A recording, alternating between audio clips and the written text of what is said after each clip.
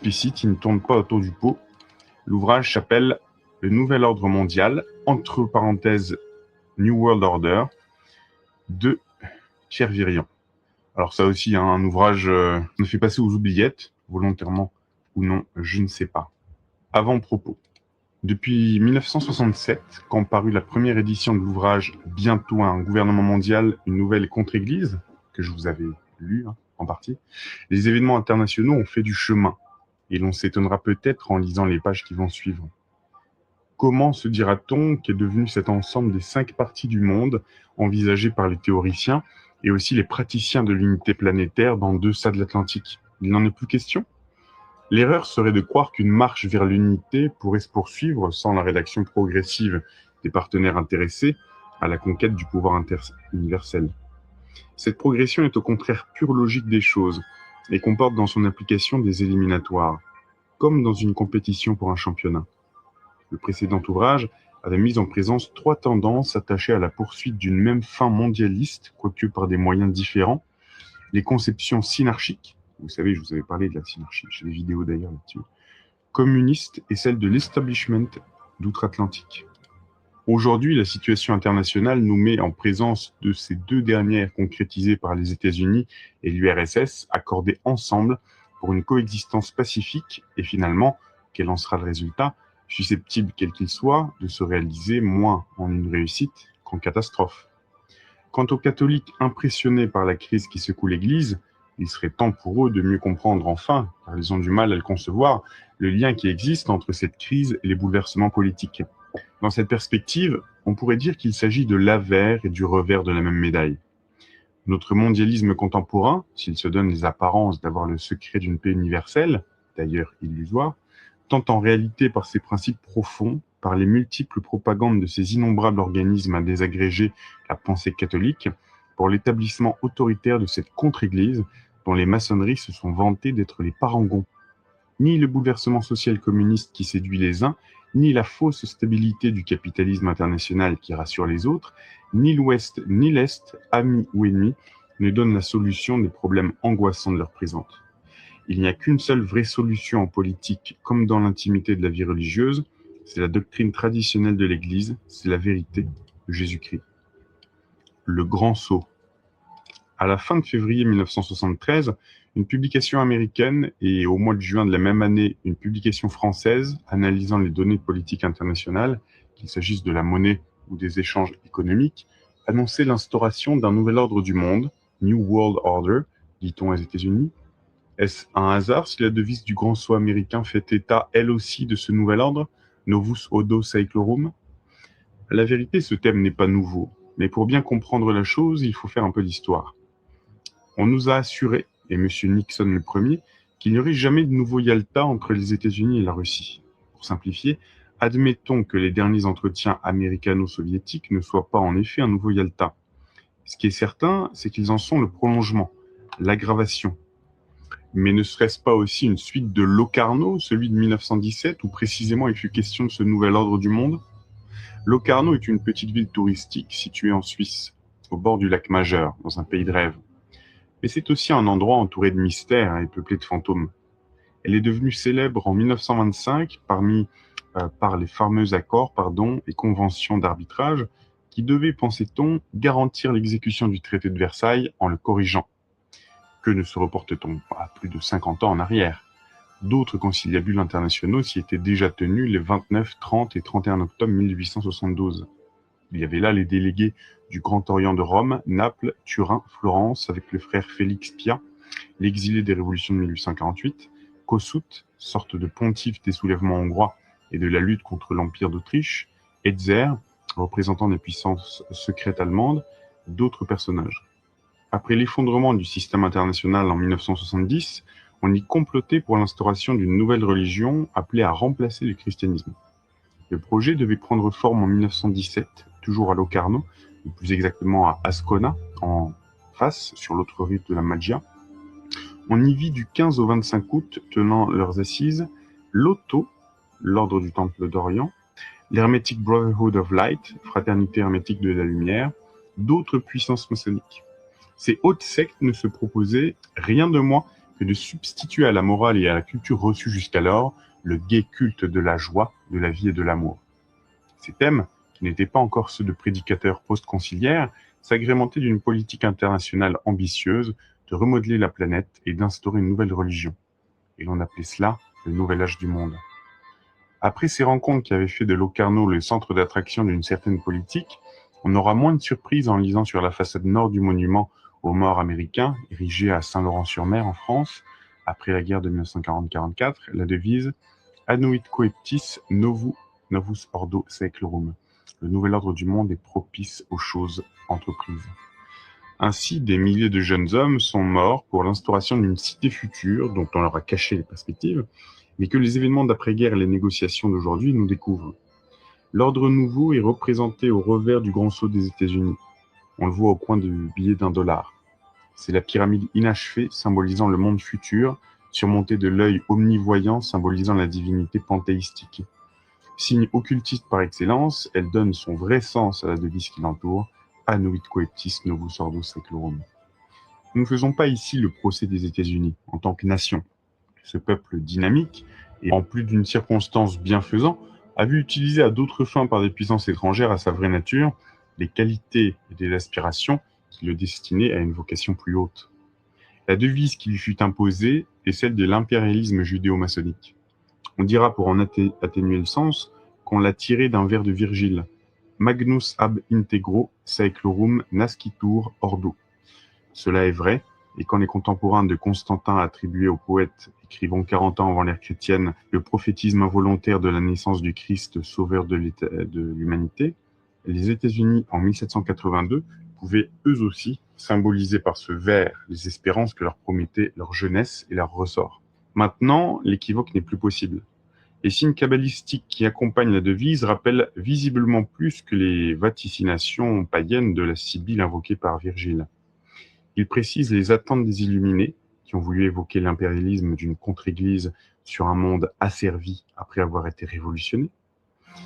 Parce que c'est bien de ça dont il s'agit, quand même.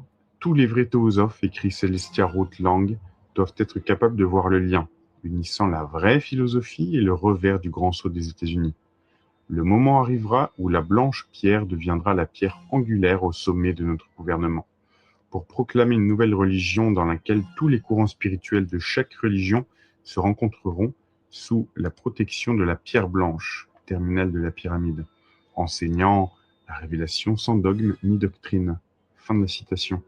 Comme par hasard, ces lignes, tirées d'une édition de la Société théosophique du Chicago, datent du 17 mai 1917, l'année même du Locarno des sociétés secrètes, l'année aussi du bicentenaire de la maçonnerie gonflée de tous ses espoirs et grandement célébrée, Novus Ordo Saeclorum, mais l'année encore du quattro-centenaire de Luther, bruyamment fêtée, l'année enfin ponctuée par la décision de créer la Société des Nations que suivra l'ONU après la guerre de 40-44, ces convergences sont assez parlantes pour amener des conclusions certaines.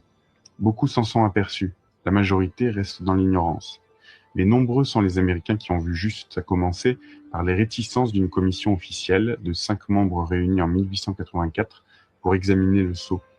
L'un d'eux, le professeur Norton, écrivit même plus tard « Le revers, malgré la facture artistique du dessin, peut difficilement paraître autre chose qu'un stupide emblème de fraternité maçonnique. » Enfin, en plein congrès des États-Unis en 1940, le sénateur Torkelson en dénonça le sens, je cite, « Permettez-moi, dit-il, d'attirer votre attention sur le fait qu'au revers du grand sceau des États-Unis, qui figure sur nos billets d'$1, vous trouverez l'exact symbole du mouvement de la Fédération mondiale du British Israel.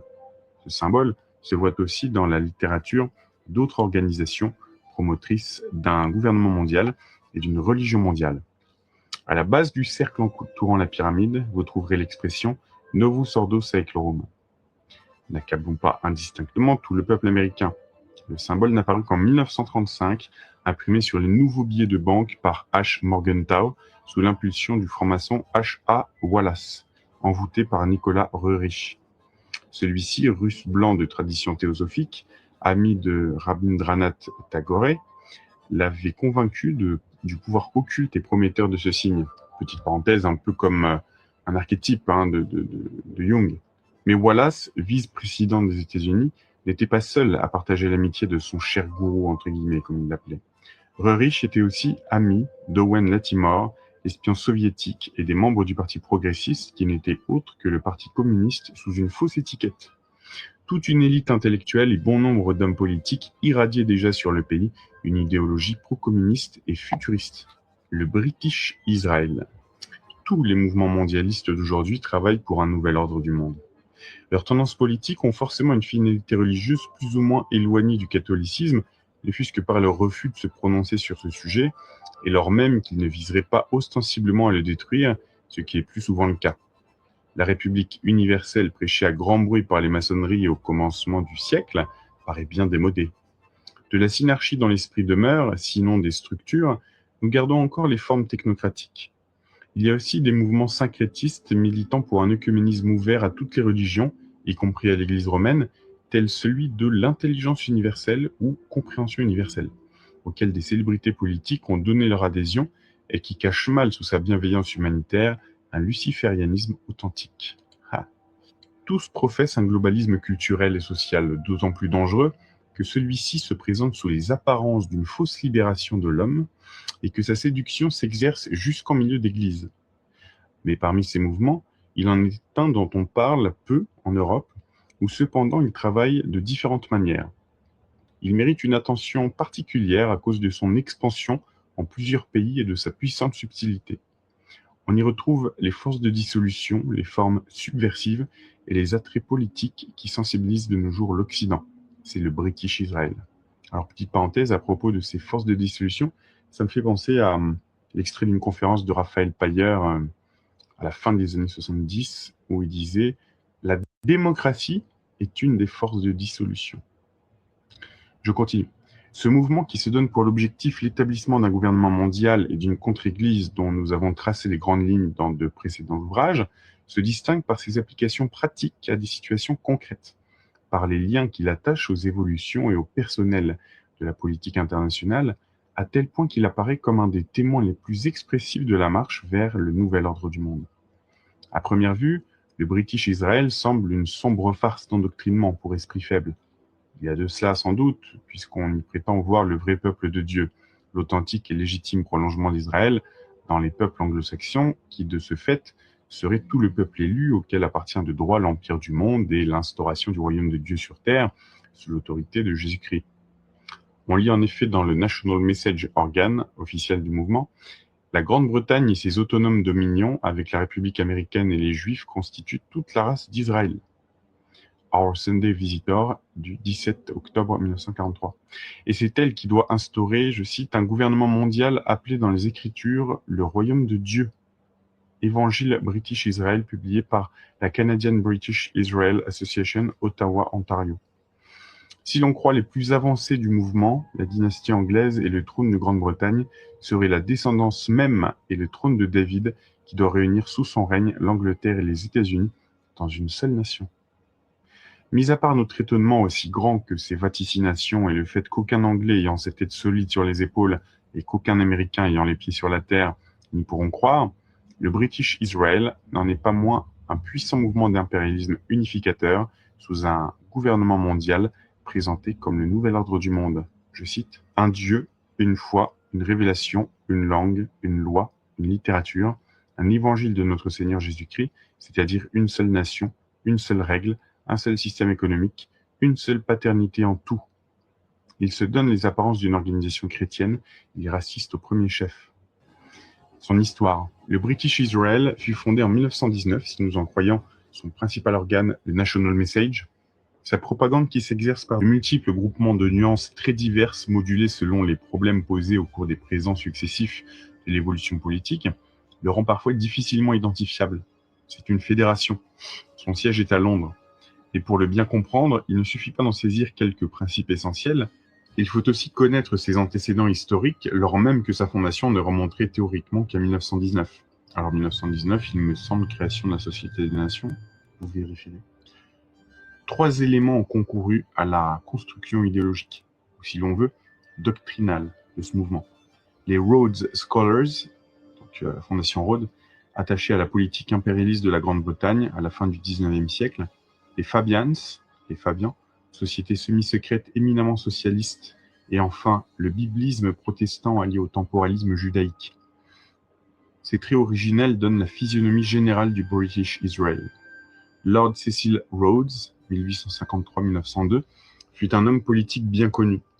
Étonnant colonisateur de l'Afrique du Sud, pourvu d'une immense fortune amassée dans les mines d'or et de diamants, Premier ministre de la colonie du Cap, il se consacra de bonne heure à la politique impérialiste du gouvernement britannique à la fin du siècle dernier.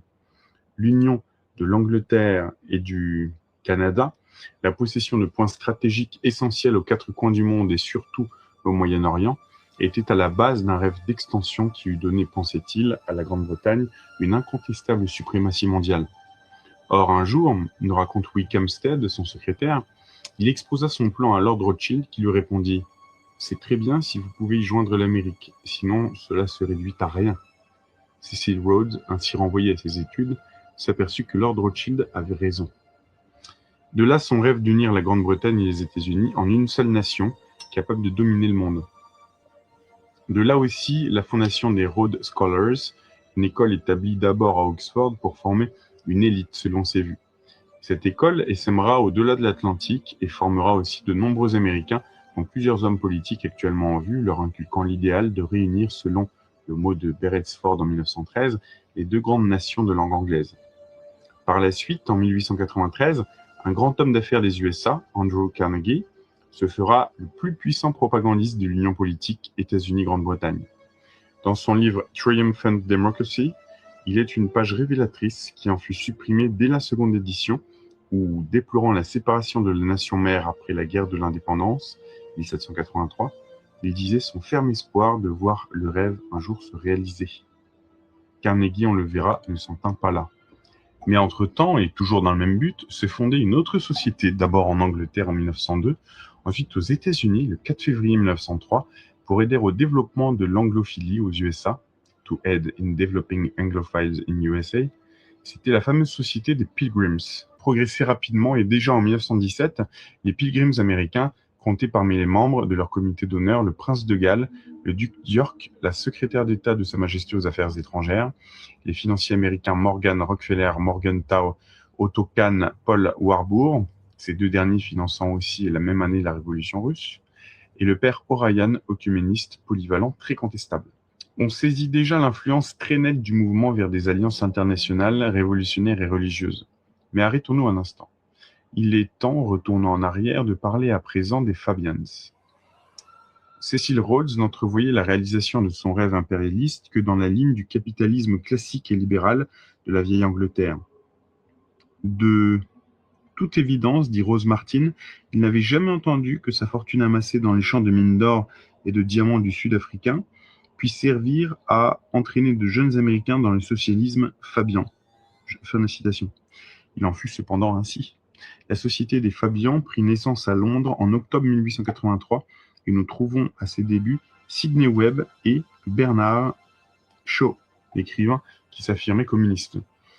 Tous deux avaient étudié Karl Marx et immédiatement le groupe avait proclamé ses buts et réorganisation de la société par émancipation du travail foncier et industriel, faisant retour à la communauté, extinction progressive de la propriété privée, transfert du capital industriel à l'État, formation de l'opinion à l'idée socialiste et l'organisation d'un enseignement adapté à ces buts.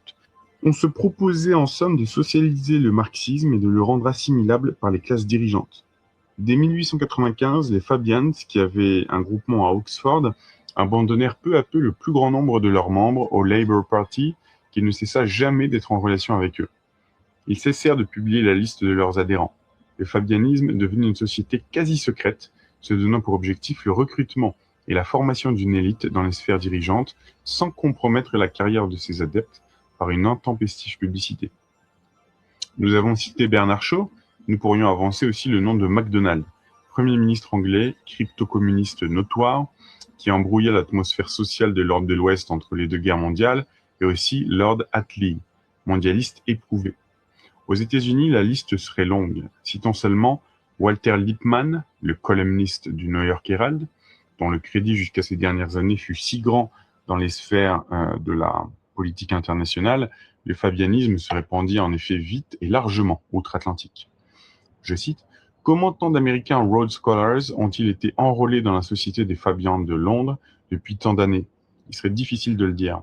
Aucune statistique à ce sujet. L'identité de tels recrues a soigneusement été cachée apparemment pour éviter des ennuis à ceux qui tiennent ou espèrent tenir une position influente dans leur pays. Fin de citation. Revenons maintenant à l'époque de la Première Guerre mondiale.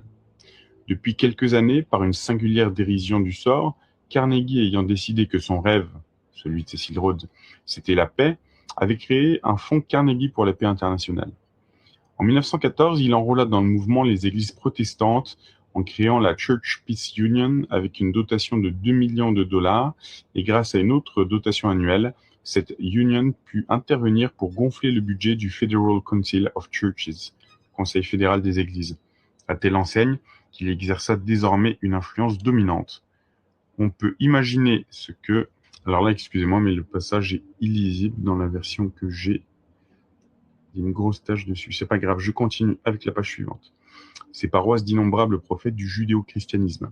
Le mouvement tourné à l'Apocalypse. Nous voici enfin arrivés à 1919. Avant 1917, lit-on dans le compte-rendu officiel du Congrès américain de 1940, l'influence étrangère s'exerçait principalement par les groupes anglo-américains.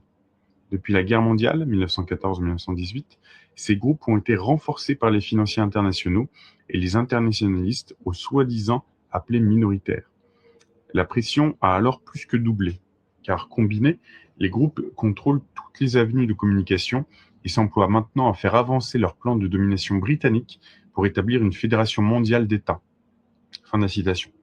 En 1919, en effet, un internationaliste de Boston, E. Phelan, avait, avec Carnegie et Rockefeller, mis sur pied le 20th Century Fund, fonds du XXe siècle. Organisme géant qui contrôlait plus de 124 autres fondations totalisant ensemble un capital d'1 billion, donc 1 milliard de dollars. Si les puissances financières juives ne sont pas nommément énumérées dans le Congressional Record, elles y sont cependant reconnaissables.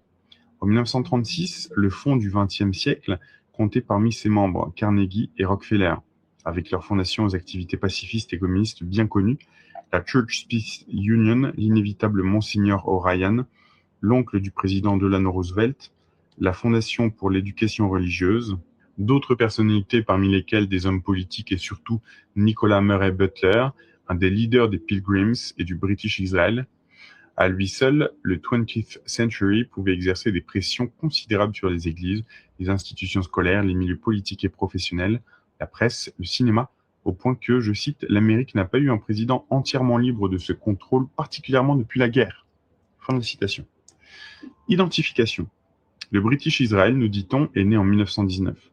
Avait-il besoin de naître cette année-là quand ses bases doctrinales, ses moyens d'infiltration, les ressources sur lesquelles il pouvait compter, le constituaient virtuellement bien avant cette époque?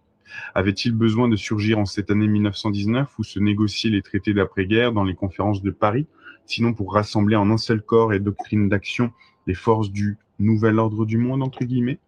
C'était aussi l'objectif de la Société des Nations, hein. Durant la conférence de Paris, je cite, le directeur de la Fondation Carnegie pour la paix internationale traversait chaque jour la place de la Concorde, allant de l'hôtel Crillon au Quai d'Orsay. Il s'est souvent arrêté devant l'obélisque marquant le lieu où la tête de Louis XVI était tombée, et avec elle l'Ancien Régime. Les hommes de ce temps rêvaient d'un nouvel et meilleur avenir.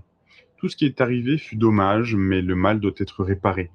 Ils ont aboli le vieux calendrier basé sur la naissance de l'homme de Nazareth, et mettant cela de côté, ils firent partir leur nouvelle ère de l'an 1. Mais cela a pris fin avec l'entrée aux Tuileries de Louis XVIII, frère de Louis XVI, en l'année de notre Seigneur 1815. Donc les hommes d'État de l'avenir, sinon du présent, doivent recourir au passé, et dans une organisation internationale, le passé, ce sont les conférences de la Haye. Les chances du nouvel ordre du monde brillaient dans le British Israel. Peut-être est-il temps de l'identifier concrètement avant d'en passer en revue la doctrine et les buts. En voici les principaux centres.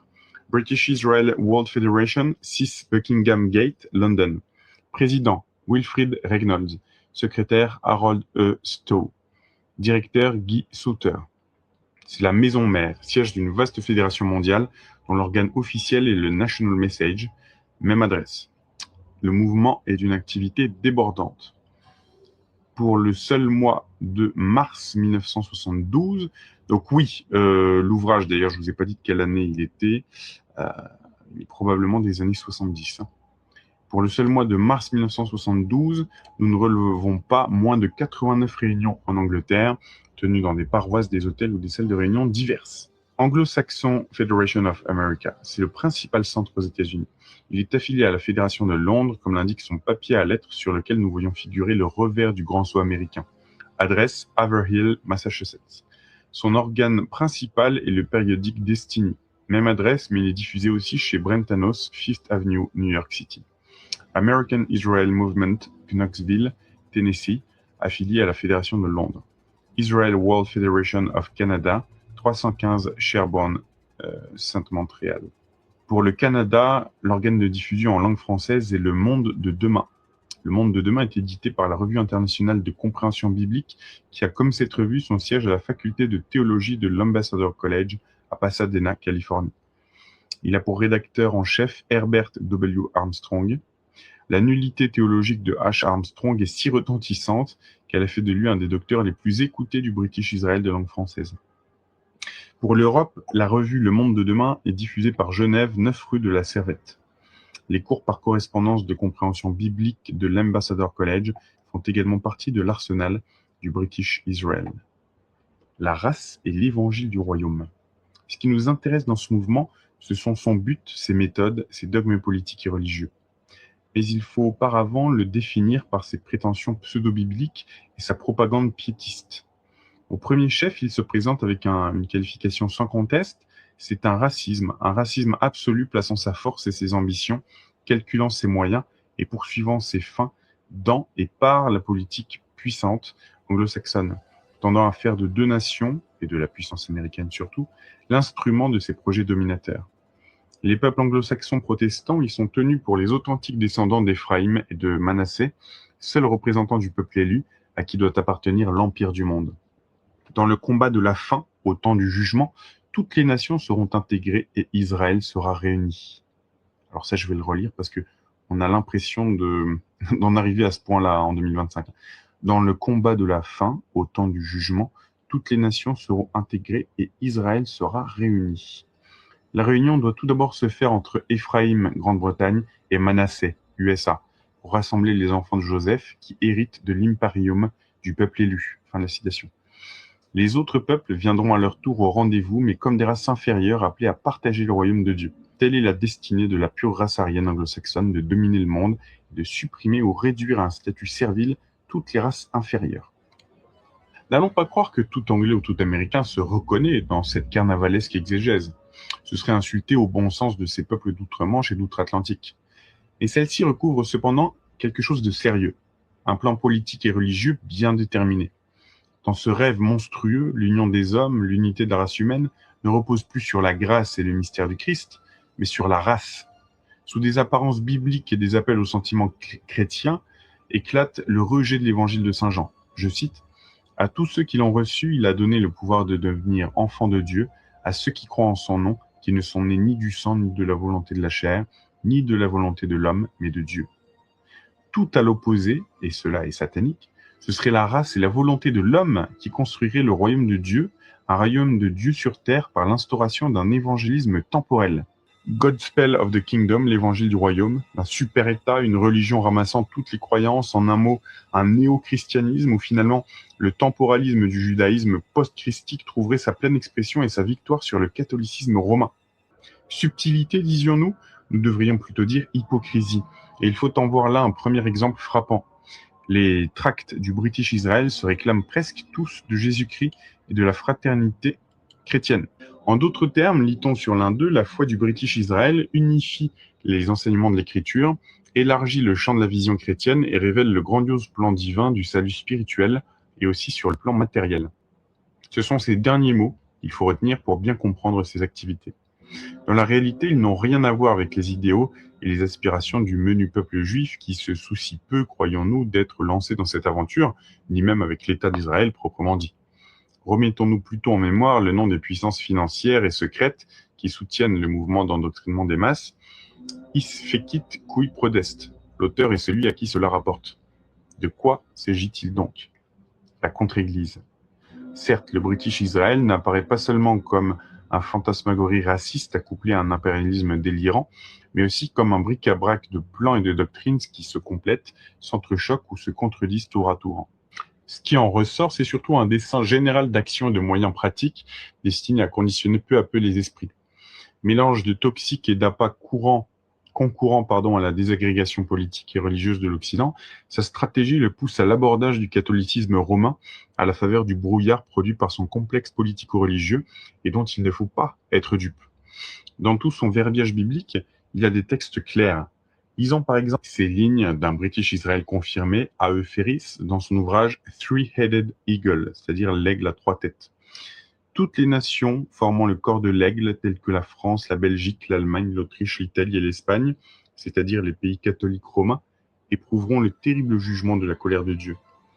C'est-à-dire que le mec, il se met à la place de Dieu. Lui, il sait que Dieu va se venger. La destruction de tout gouvernement romain, loi, religion, roi, prêtre et ainsi du reste, sera si complète que jamais n'apparaîtra de nouveau un aigle romain, ni ses têtes, ni ses ailes, etc. Cela ne peut s'accomplir que par une révolution infidèle et athée sur le continent. Je répète, cela ne peut s'accomplir que par une révolution infidèle et athée sur le continent. La perte de foi, etc. Comme l'auteur le présageait en 1940, l'agent obvi pour amener cela, c'est la propagation du communisme dans l'insidieuse perspective d'une prestigieuse victoire russe. Le temps le montrera. Mais alors, c'était du temps où la Russie était communiste, l'URSS soviétique. Le temps le montrera. Mais il est clair que la brutale destruction de 2000 ans de vieille civilisation romaine ne peut trouver son achèvement que dans une générale idéologie athée, avec un immense pouvoir d'éversion morale ou d'inversion morale, comme celui de la Russie soviétique. Une telle révolution semble inévitable. Plus récemment, Destiné, organe de l'Anglo-Saxon Federation of America, British Israel, écrivait dans son numéro de février 1966 « Les fausses prétentions du cléricalisme de l'Église médiévale basée sur le légalisme romain plutôt que sur l'Écriture, poussées vers une mort douloureuse, seront arrachées de leur trône et les nations qui refusent l'évangile de la Réformation trembleront devant les deux jumeaux de leur destin, l'athéisme doctrinal et le communisme social. » Fin de la citation. À la lumière de ces textes, on aperçoit les caractères généraux du complot politico-religieux dont nous venons de parler. La révolution et l'athéisme doivent avoir raison de l'Église romaine. C'était un petit peu le but, petite parenthèse, de Adam Weishaupt, fondateur des Illuminés de Bavière. Rome est l'ennemi à abattre et nous dirons même le seul parce qu'avec elle doit disparaître toute la civilisation occidentale qu'elle a engendrée. Mais souvent, l'hostilité se colore d'une haine exprimée en des termes dont nous ne retrouvons l'équivalent qu'au plus dur moment des guerres de religion. Ainsi, le National Message, je cite, « L'Empire romain était tombé, mais en Europe centrale s'élève une tyrannie prétendument chrétienne qui porte toutes les marques de la bête. C'était sous l'égide du pape de Rome. Une tyrannie prétendument chrétienne qui porte toutes les marques de la bête. Les empereurs, si grands qu'ils apparaissaient, faisaient pèlerinage à Rome. Ils ployaient le genou devant le pape et n'osaient pas refuser d'obéir à ses ordres. Et les femmes allaient en groupe. Il n'y a pas besoin d'imagination pour identifier la prostituée babylonienne avec Rome. » Fin de citation. En effet, la vieille Pythie refoulée qui a mis bas ces lignes, elle s'appelle Gladys Taylor, a elle-même assez d'imagination pour nous dispenser d'en avoir et d'ajouter de notre cru à ses cauchemars. D'autres d'ailleurs, du même bord qu'elle, s'en chargent. Ainsi encore Destiné, février 1966, je cite, « L'intrusion de l'Antéchrist a commencé il y a de nombreux siècles en la personne de chaque pape de la hiérarchie catholique romaine. Leur hostilité n'a d'égal que leur délire millénariste, les établissant fortement dans la certitude que c'est le Christ lui-même qui viendra sur terre substituer au catholicisme une nouvelle religion confinant en définitive à un pseudo-christianisme. » La certitude que c'est le Christ lui-même qui viendra sur la terre substituer au catholicisme une nouvelle religion confinant en définitive à un pseudo-christianisme. Il n'y a pas de question, nous sommes très près du jour où l'arrivée du Seigneur sera universellement annoncée, quand la gloire éclatante de sa présence sera révélée par le signe du Fils de l'homme dans le ciel, et toutes les fabrications d'impostures seront balayées. Cela inclura tous les concepts autour desquels les rites idolâtres et les cérémonies du catholicisme romain sont édifiés, et sera aussi rapporté le rejet du judaïsme. Ok, intéressant. Fin de la citation. Ce passage présente un certain intérêt en ce qu'il révèle clairement le dessein d'établir une nouvelle religion basée sur un Christ qui n'est pas celui de l'Évangile. Une religion sans dogme par élimination des concepts entre guillemets du catholicisme, sans liturgie, sans cérémonie, sans sacrement considéré comme rite idolâtrique et universalisant en fin de compte, un judaïsme lui-même sourd à la voix de ses lointains prophètes. Le modernisme ne s'approche-t-il pas déjà de cette nouvelle religion ? Cette nouvelle religion, c'est d'abord dans la ligne du protestantisme classique, une interprétation libre de l'écriture découronnée de la tradition. Toute la littérature British Israel est remplie d'un évangélisme de convention autorisant la plus grande distance vis-à-vis des fondamentales vérités de l'évangile. L'évangile du British Israel ne contient d'autres critères de foi que la foi en la matérialité d'un royaume de Dieu sur terre, c'est-à-dire en un impérium politique exercé par les descendants d'Israël. Dans cet esprit, on soutient que l'Église catholique s'est toujours opposée à la prédication de cet évangile déclaré le seul vrai, je cite. La puissance française était un des gardiens de la foi catholique romaine, et comme la puissance italienne, elle avait la caractéristique intolérance religieuse de l'Église romaine, dont le système a toujours été hostile à la prédication de l'Évangile. James McVierter dans le National Message.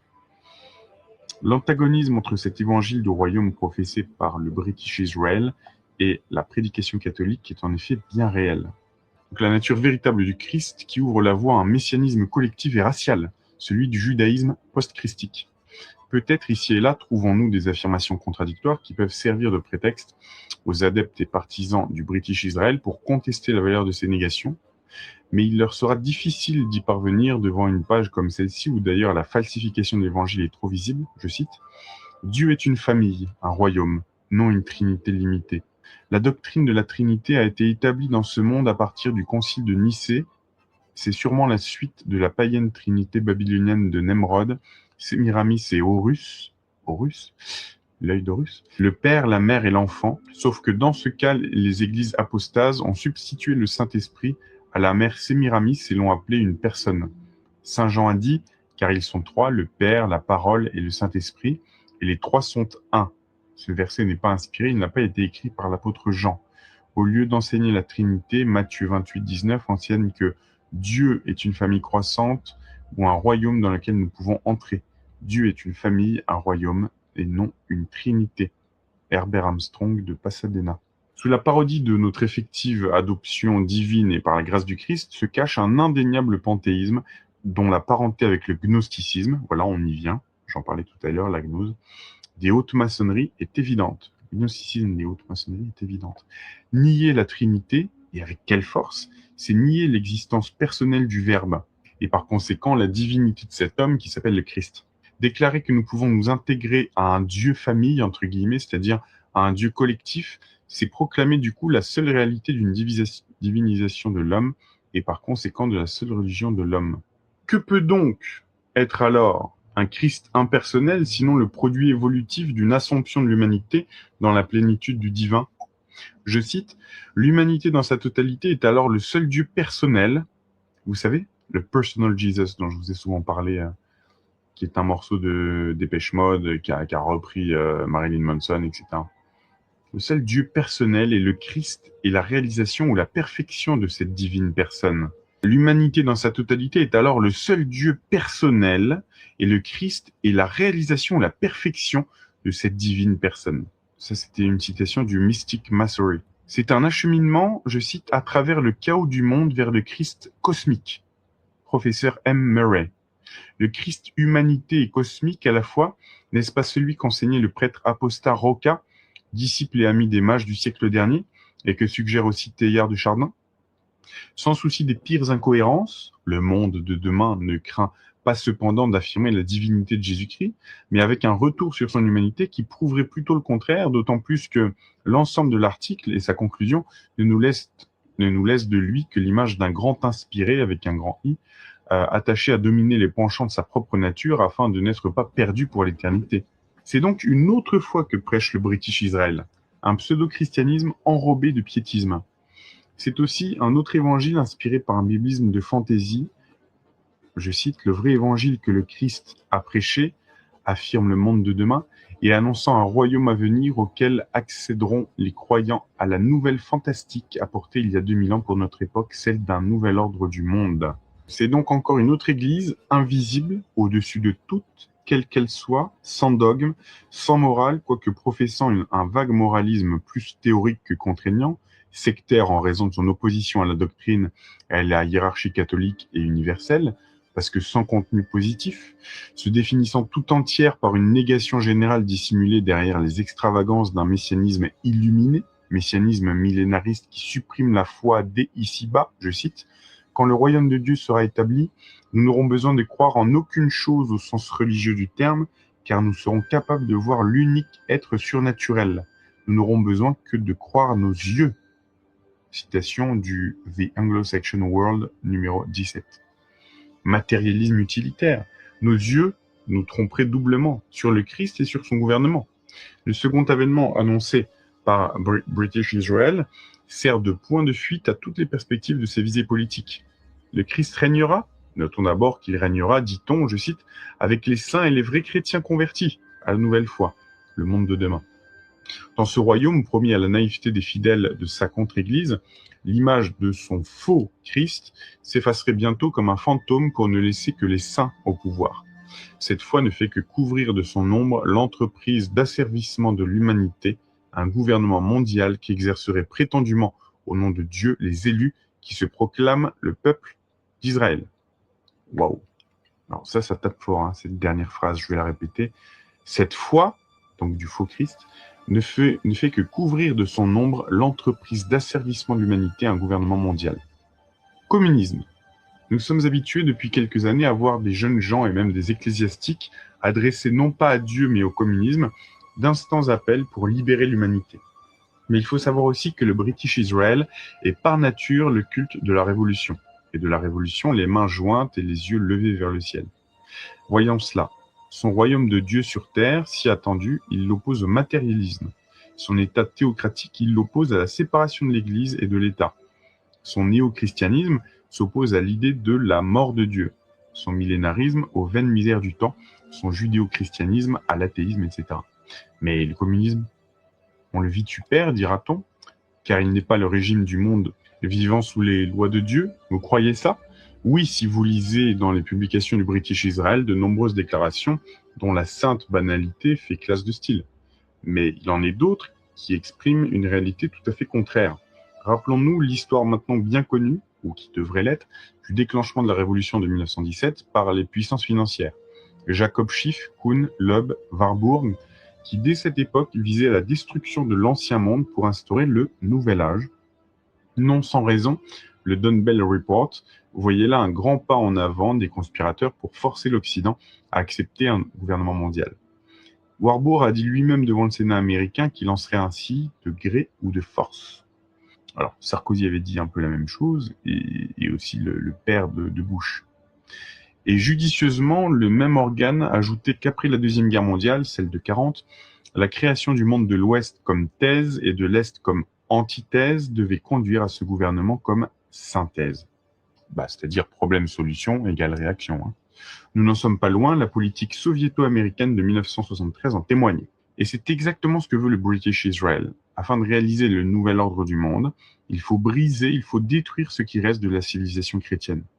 C'est ainsi qu'en novembre 1933, dans le National Message, son organe officiel, on pouvait lire qu'on voulait se servir du système soviétique pour établir le Commonwealth du monde, que le communisme était un moyen de bouleverser les nations européennes.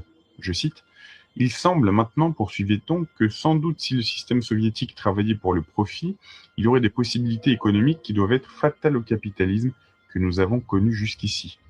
Sans doute si le système soviétique travaillait pour le profit, il y aurait des possibilités économiques qui doivent être fatales au capitalisme que nous avons connu jusqu'ici. Il peut même arriver que le premier succès de l'expérience russe soit tel qu'une grande partie du monde suivra son exemple et s'acheminera vers le communisme. » Fin de citation. Le 19 novembre 1937, au cours d'un déjeuner à l'hôtel Astor à New York City, Murray Butler, un des prophètes les plus autorisés du British Israel, disait à Lord Cecil « Le communisme est l'instrument avec lequel on jettera par terre les gouvernements nationaux en faveur d'un gouvernement mondiale, d'une police mondiale, d'une monnaie mondiale. Instruments de destruction et moyens de terreur, ces criminelles théories ne sont pas restées, loin de là, à l'état de discussion dans un cercle clos. Des hommes politiques, des écrivains, avocats, professeurs sortant des Rhodes Scholars, des Fabians, du British Israel, sportulaines de très puissantes tax-exempt foundations en ont infesté les USA et l'Occident, comme le prouvait localement le rapport présenté au Congrès américain en 1955. Sans doute, prétendent-ils, les soviets seront abattus lorsqu'ils auront terminé leur besogne. Belle promesse pour le jour de l'avènement du Seigneur. Et quand cela serait, nous n'en serions pas moins alors sous la férule d'un régime totalitaire, nous n'en serions pas moins communisés, pour tout dire, parce qu'il nous réserve un système économique et social extraordinairement ressemblant à celui des soviets, quoiqu'il n'en porte pas le nom. Système économique. La nouvelle économie du British Israel a son fondement dans le créditisme. Tel qu'on l'enseigne, le créditisme n'offre guère de moyens de concevoir avec précision ces techniques et appareils financiers, d'autant plus que ses adeptes se défendent vigoureusement de toute qualification financière. Cependant, son principe assez clairement exposé peut en faire connaître la nature et le but. Les créditistes critiquent, à juste titre d'ailleurs, le système bancaire actuel, sa détention et son usage abusif de la majeure partie des capitaux. Ils préconisent un autre système de distribution des biens de consommation et des crédits à la production. Pour le créditisme, l'interdépendance des producteurs et la complexité croissante de la société moderne exigent qu'il soit fait une équitable répartition des accroissements continus du revenu national. Elle le serait au moyen d'un dividende attribué à tous et à chacun des membres du corps social, et cela de telle manière que la rétribution du travail serait équitable, que les pensions de retraite, les frais de maladie, la subsistance des enfants, bref, tous les besoins seraient satisfaits et que même on pourrait arriver à la disparition progressive du salariat. Ce n'est pas tout, le créditisme assis sur les réalités de la production garantirait aussi le financement des nouvelles productions et ainsi serait supprimé le privilège et l'abusive exploitation des richesses naturelles et produites qui sont le propre du système capitaliste actuel. Alors, avant de nous poser des questions, disons dès à présent que tout cela nous est proposé dans de bons sentiments, dont on ne nous ménage ni la sincérité, ni les promesses, sans pour autant, ajoutons-nous, qu'on puisse nous en garantir l'orthodoxie. Selon D.S. Milne, l'un des théoriciens du créditisme, dans son ouvrage Economics Phase of Divine Law, l'économie face de la loi divine, titre à vrai dire qu'il ne manque pas d'élan vers le bonheur éternel, la responsabilité de la justice distributive est passée, dans nos sociétés démesurées et complexes, de l'individu à la communauté. Voilà déjà qui est bien rassurant pour l'insensibilité bourgeoise et nous fait pressentir l'avènement, enfin, d'une charité aussi universelle qu'administrative, laïque et obligatoire. Oui, une charité obligatoire. En effet, la conscience individuelle, dit-il, devient conscience communautaire. Le vieillard, le malade, relève moins de la responsabilité familiale que de la responsabilité sociale. Fin de la citation. Quel délicat allègement de la conscience de qui abandonnera son enfant au coin de la rue et de ceux qui rêvent de reléguer leur vieille mère à la cave ou au grenier. Et s'il en reste un seul, nous n'aurons plus à ajouter une piécette à ce clochard qui nous tend sa sébille en jouant de l'harmonica dans les couloirs du métro. Reconnaissons que le créditisme se part de séduction quand ses adeptes, et Milne le premier, font appel à sa faveur à des principes religieux et moraux dont l'autorité est hors de toute discussion. Commandement divin de l'amour du prochain, devoir de la propriété qui sont en dépendance de la justice sociale ou légale, usage commun des biens, usage commun des biens. Le créditisme viendrait donc à la rescousse des innombrables félicités qui nous attendent au royaume de Dieu sur la terre annoncée par British Israel. Cependant, c'est ici que nous commençons à nous interroger. Nous hésitons grandement à porter le créditisme sur les fonds baptismaux, quand bien même d'éminents théologiens socio-financiers seraient prêts, eux, à le plonger dans les ondes saintes de leurs homélies. Dans quelles encycliques pontificales, si catégoriques sur le principe de l'usage commun des biens, le créditisme est-il tenu pour le système adéquat, concrétisant la doctrine, pour le légitime et unique enfant du magistère? Le British Israel lui-même ne nous convaincra pas de sa céleste et miraculeuse filiation quand il affirme que le major Douglas, son inventeur, fut interrogé sur la merveille par les soviets qui en avaient saisi le principe et que le fait que la Russie athée n'ait pu s'attacher au principe libérateur du crédit national en place de l'esclavagiste crédit bancaire est vraiment significatif. Fin de la citation. National Message. Les soviets n'ont sûrement pas fui le créditisme à cause de sa bénédiction par le British Israel. Ils ont peut-être, comme nous, aperçu l'absence des distinctions qui s'imposent entre la nature du capital et la rémunération du travail, entre les crédits de financement et de consommation et d'autres crédits requérant des techniques et des critères différents de mobilisation. Que penser aussi de ce que l'on proportionnerait le crédit national aux ressources globales de la nation, richesses naturelles ou produites, compétences, nous dit-on, et progrès, bref, toutes les plus-values matérielles et morales? Beau travail pour les analystes d'État qui ne trouveraient sûrement le paramètre que dans la gloire éternelle. Et nous oublions les pertes, tels les trous de gruyère, on s'en nourrirait comme des plats. Supposons qu'on veuille bâtir une tour de 35 étages. Productivité à promouvoir. Et l'on bâtit, la tour s'écroule. C'est déjà arrivé. On aura tiré les dividendes individuels de l'année, plus les crédits de financement sur un effondrement, sans compter les frais d'enterrement des victimes et l'indemnisation des familles. Ça coûtera cher l'année prochaine, mais ça ne fait rien. Le crédit est nationalisé et les banques avec lui. Elles n'ont plus rien à craindre et la ménagère sera contente. Nous ne cachons pas notre admiration. Mais où donc le prestigieux Major Douglas a-t-il reçu l'illumination de ce génial et définitif remède aux misères de l'humanité? Peut-être, mais nous n'en savons rien, en a-t-il reçu la grâce à la lecture d'un texte plus ancien que son œuvre, dont l'antériorité n'est pas douteuse. Le voici, je cite.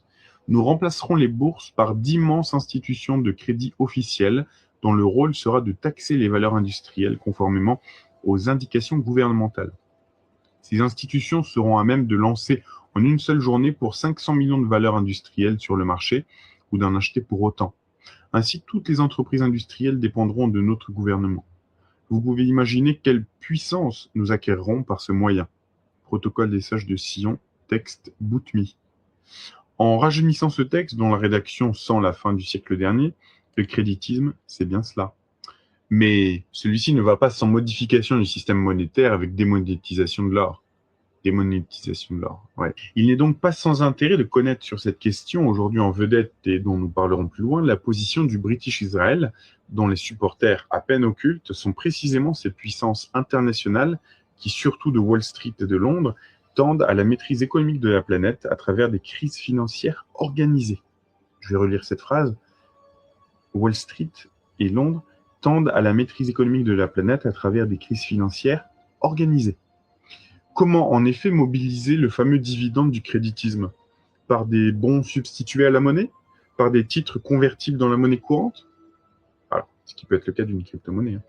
C'est plus probable, mais à la condition, le créditisme ayant vocation internationale, qu'intervienne une mondialisation, au moins progressive, du système des paiements et des charges. Oh, les arguments invoqués en faveur de ce changement sont d'ordre moral. Il faut ménager les convenances pour faire passer les artifices. La spéculation, les coups de bourse, le monopole des instruments de crédit, les miracles du crédit en compte, le terme, la monnaie, moyen d'enrichissement substitué aux biens matériels et au travail, toutes les choses qu'évidemment un chrétien doit être le premier à condamner et que Pie XI a dénoncé dans son encyclique Quadragesimo Anno, sont alors l'objet d'une vertueuse désapprobation présentée comme la sainte trouvaille du céleste British Israel. Il n'est pas jusqu'au profit qui ne soit exorcisé. Cette abomination du profit, où se pointe discrètement l'idée d'un marxisme en douceur. Écoutons d'abord Ash Rand de la Anglo-Saxon Federation of America, discourant au Grand Rapide en octobre 1935. Je cite, « Nous avons à changer notre système monétaire car Dieu ne pardonne pas l'usure. La monnaie doit être utilisée seulement comme moyen d'échange et non comme une richesse pour accumuler d'autres richesses. L'argent ne peut provenir que des biens et services et produire lui-même la richesse. Que l'usage de l'argent comme richesse soit désastreusement corrompu.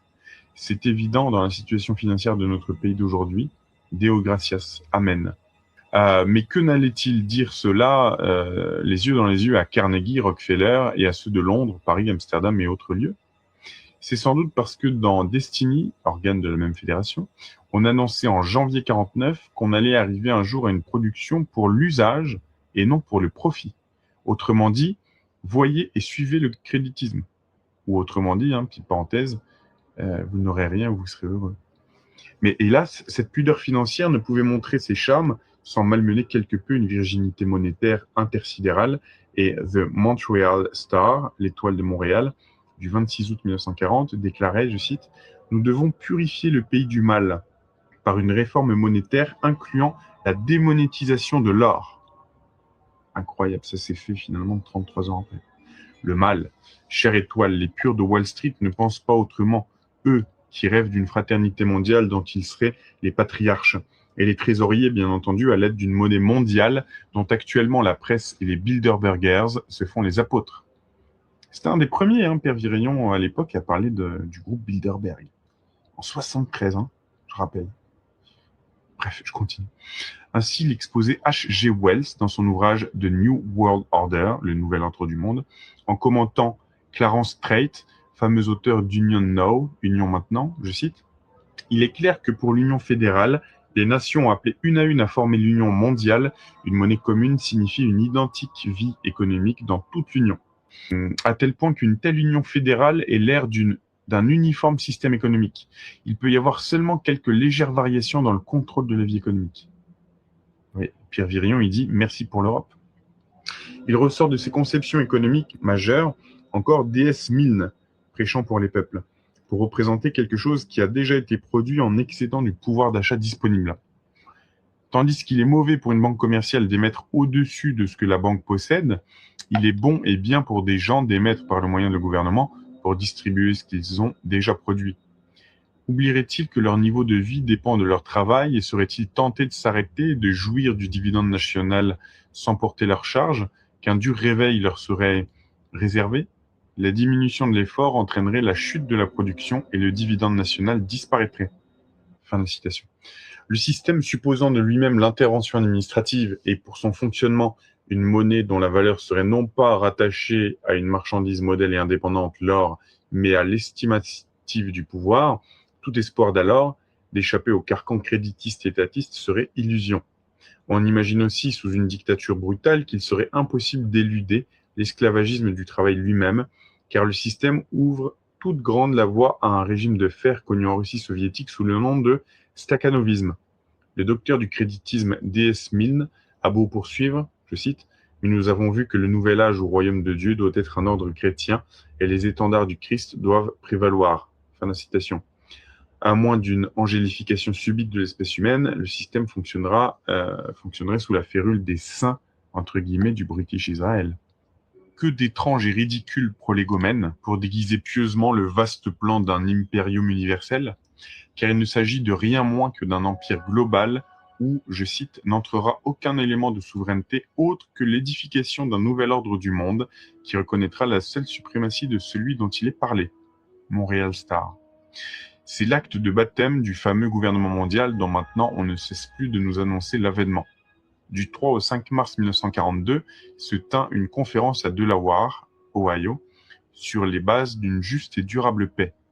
On y remarquait entre autres des représentants des diverses communions chrétiennes, et ces présences nous informaient déjà de l'emprise politico-religieuse du mouvement British Israel, dont on pouvait discerner l'autorité derrière les discussions auxquelles se livraient les participants. Assurément, la conférence avait un caractère international. John Foster Dulles, secrétaire d'État, assistant de Dean Acheson dans l'administration Truman, y présidait, entouré de personnalités politiques américaines et étrangères, l'ambassadeur de Chine, le président de l'Assemblée des Nations Unies, William Patton de Londres, etc. Mais en conclusion, on énonça divers principes qui n'étaient autres que ceux depuis longtemps formulés par les fondations Carnegie, Rockefeller, Ford et les Rhodes Scholars, donc de la fondation Rhodes, pour la propagation de leur mouvement. Et quels étaient ces principes? Étonnant mais vrai, le premier, c'était que l'homme est enfant de Dieu. Un autre était que les hommes sont libres de se déplacer, mais avec la permission d'un pouvoir international. Donc il dit, quelle différence ici avec la clientèle ou l'esclavage du monde romain? On y prônait la liberté de religion, de la parole, de réunion, de la presse, des arts, de la recherche scientifique, de l'enseignement. Toutes les libertés, même les plus subversives et contradictoires avec la paternité divine et la fraternité humaine qui en dérive, étaient proclamées, flattant les passions. Mais on y évoquait aussi l'établissement d'un pouvoir international avec ses moyens matériels de domination, une monnaie mondiale et une banque des banques, contrôlée soi-disant par la démocratie universelle. Ces idées propagées antérieurement par Wickham Stead, secrétaire des Rhodes Scholars, et le mondialiste très répandu Clarence Strait, auteur de Union Now, convergeaient toutes vers une chrétienté à rebours, vers un Commonwealth des nations, expression qui revient souvent sous la plume ou sur les lèvres des leaders du British Israel. Donc, au fond de cette quincaillerie piétiste se cachait le formidable impérialisme des groupes financiers internationaux et des monstrueuses multinationales. Avec raison, le Congrès américain de 1940 posait déjà la question: quels sont les promoteurs financiers de ce mouvement subversif pour un gouvernement mondial? Très bonne question. Mais ne résolvait-on pas au même endroit le problème quand un sénateur, l'honorable Thorkelson, déclarait que, je cite, les manipulateurs de la monnaie internationale veulent une union contrôlée par les Juifs dans le but d'établir leur propre gouvernement mondial. On ne peut trouver témoignage sinon plus complet, du moins plus officiel que celui-ci, égaré dans un compte-rendu d'assemblée du gouvernement américain, mais resté, on le comprend, lettre morte. Plus tard, M. Sutton, donc Anthony Sutton, se heurtera au même silence ou aux mêmes dénégations mystérieuses du monde académique, entre guillemets, officiel, lorsqu'il mettra en cause le financement des soviets par les États-Unis. Cet appui financier n'est pas pour nous étonner. Une fondation comme Carnegie Endowment a dépensé des millions de dollars pour tourner l'opinion vers le but du British Israel. Les autres Tax Exempt Foundations, donc les fondations exemptes de taxes, Rockefeller, Ford, les groupes bancaires internationaux, n'ont cessé jusqu'à maintenant, dans leur propre intérêt et par le jeu normal de leurs activités, de pousser à cette transformation du monde en un champ d'exploitation économique. Mais la caractéristique du British Israel, c'est de poursuivre ce but, la Bible à la main et au nom du Christ. Je cite, l'évangile du royaume est le message du British Israel.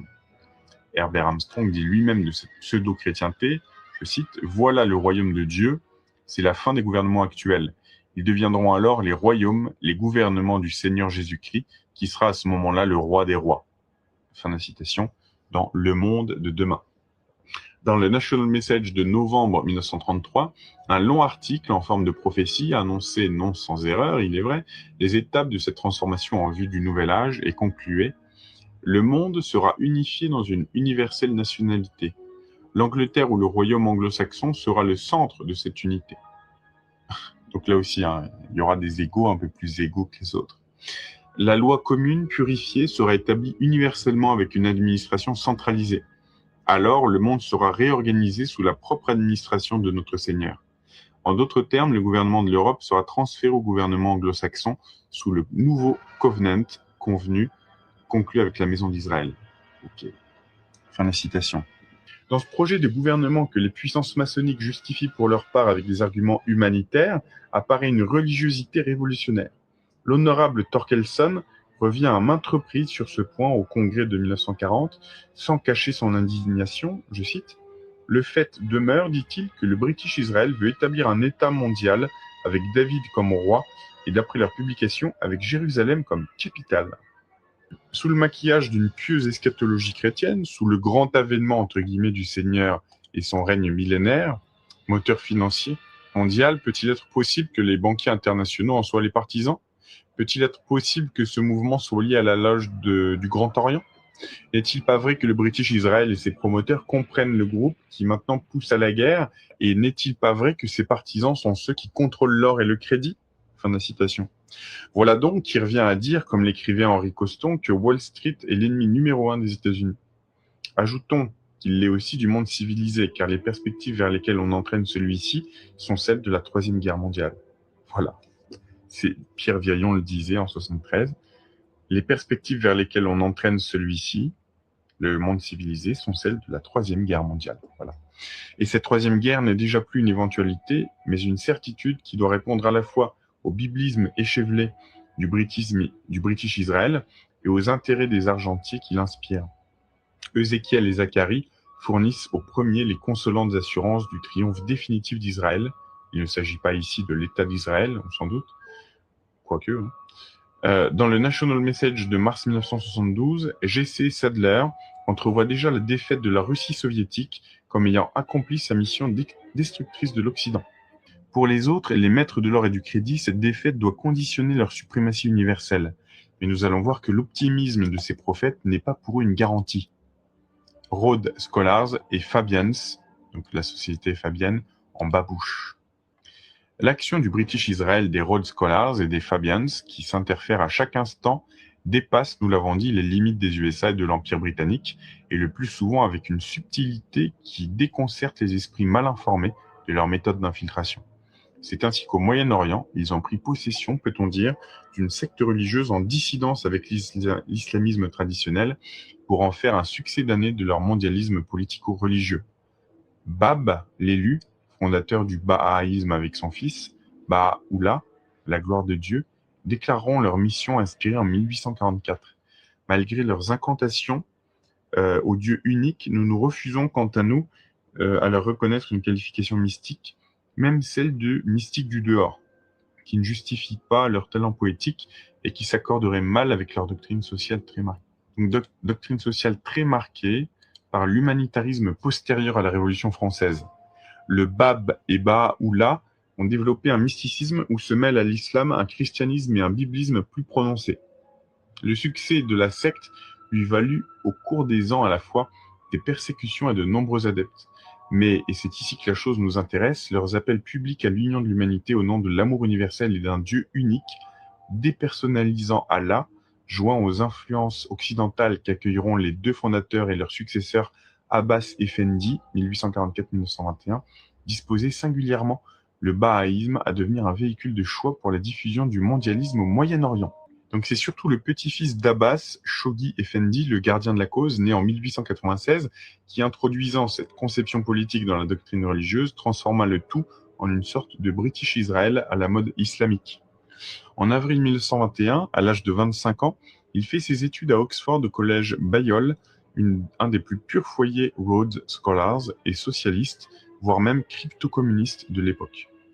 Par la suite, ses ouvrages Le but d'un nouvel ordre mondial et vers l'apogée de la race humaine, il faut que je les lise ceux-là, il faut que je me les achète, confirment éloquemment l'origine et la finalité de sa formation. On y voit que le bahaïsme, nouvelle révélation entre guillemets, supplantant l'autre, qui n'était qu'embryonnaire, base tout sur la reconnaissance universelle d'un seul Dieu et sur la fidélité à une révélation commune. Si l'on ne nous définit pas bien la nature de ce Dieu, nous pouvons avoir de lui-même une idée par l'œcuménisme de cette révélation qui les syncrétise toutes, la vraie comme les fausses, et donne accueil comme le British Israel à toutes les croyances. Elle nous apprend aussi que, je cite, « le présent ordre des choses sera révolu et un nouvel ordre se déroulera à sa place ». Il apparaît même que Clarence Strait, le grand docteur du mondialisme crypto-communiste dans les pays anglo-saxons, et dont nous avons déjà parlé, a mis sa marque authentique sur l'esprit Bahaï, au point qu'on y trouve dans les mêmes termes les mêmes théories. Création d'un parlement mondial avec un exécutif international au sommet d'un système fédéral du monde. En vous efforçant, suivant votre pouvoir de citoyen du monde, je cite, d'aider à étendre éventuellement le principe de fédéralisme, base du gouvernement de votre pays, aux relations actuelles entre les peuples et les nations du monde. Fin de la citation. Et comme le British Israel, choix d'une capitale mondiale et établissement d'un système uniforme et universel de monnaie. Manifestera-t-on quelque scepticisme sur la place occupée par le bahaïsme au Moyen-Orient parce que cette région subit politiquement l'influence soviétique? Ce serait oublier que les soviets eux-mêmes, d'accord sur le principe du mondialisme, n'ont guère d'opposition à faire à sa diffusion, indépendamment de la dissidence qu'ils manifestent vis-à-vis de l'orthodoxie islamique. Il faut bien reconnaître la réalité de son expansion. En 1920, dans 40 pays, la plupart d'islam, il y avait des communautés bahaïs. En 1956, il y en avait dans 106 pays. On n'imagine pas que les élites musulmanes de culture occidentale, chez lesquelles la foi de Mahomet fait figure de respectable coutume, ne soient plutôt portées vers ce mondialisme en turban et babouche qui ne le cède en rien en son fond à celui des Rhodes Scholars et du fabianisme. Réalité. Ici, on a le chapitre Atlantisme et mondialisme. Tel est en résumé le mouvement British Israel. Nous ne prenons pas comme article de foi ses espoirs de placer sur le trône de David la dynastie de Sa Majesté britannique, d'autant plus que de l'autre côté de l'Atlantique, nombreux sont ceux qui revendiquent cet honneur pour les maîtres réels de Wall Street, ou peut-être aussi pour quelques sommités du fixing de Londres.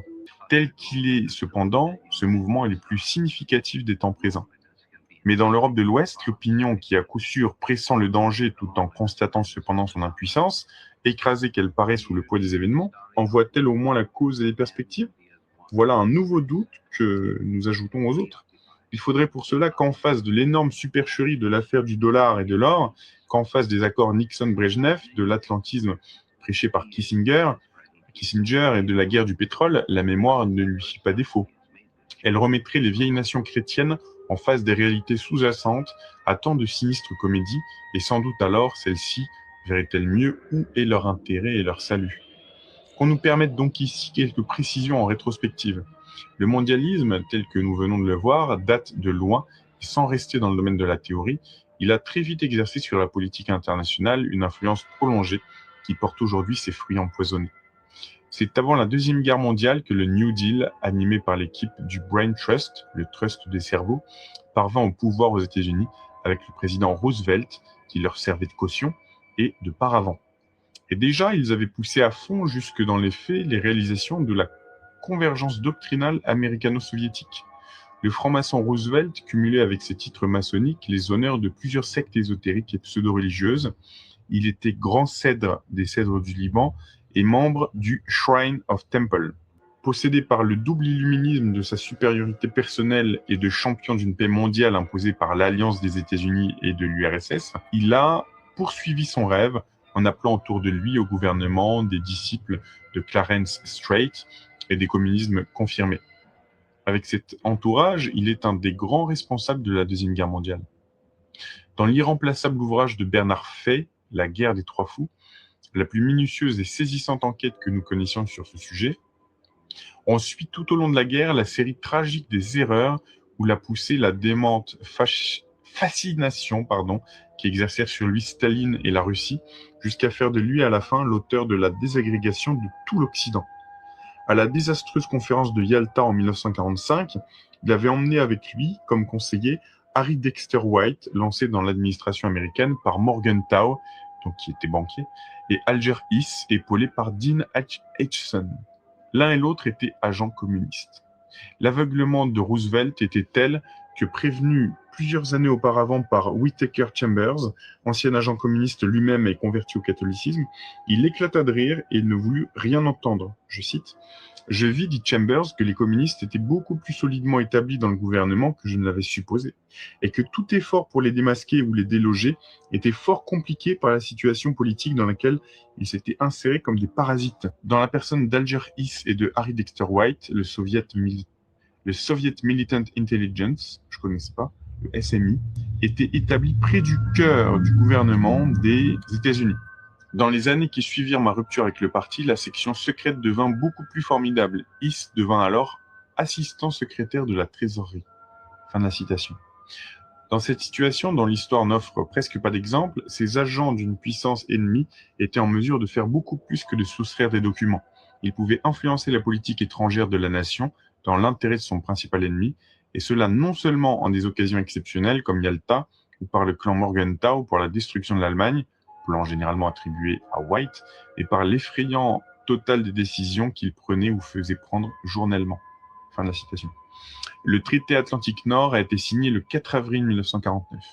Il a été signé entre d'une part l'Angleterre, la Belgique, la France, les Pays-Bas, le Luxembourg, liés par le traité de Bruxelles, dit traité des 5, 17 mars 1948, et d'autre part les États-Unis et le Canada.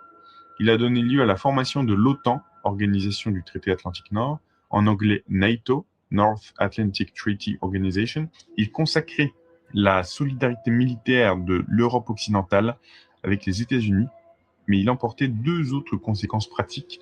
Le continent ouest européen passait sous la protection des États-Unis et il concrétisait la nette séparation de l'Europe en deux blocs sous l'influence de deux puissances qui s'en disputaient la domination, les États-Unis et la Russie soviétique. C'était en somme la suite de Yalta.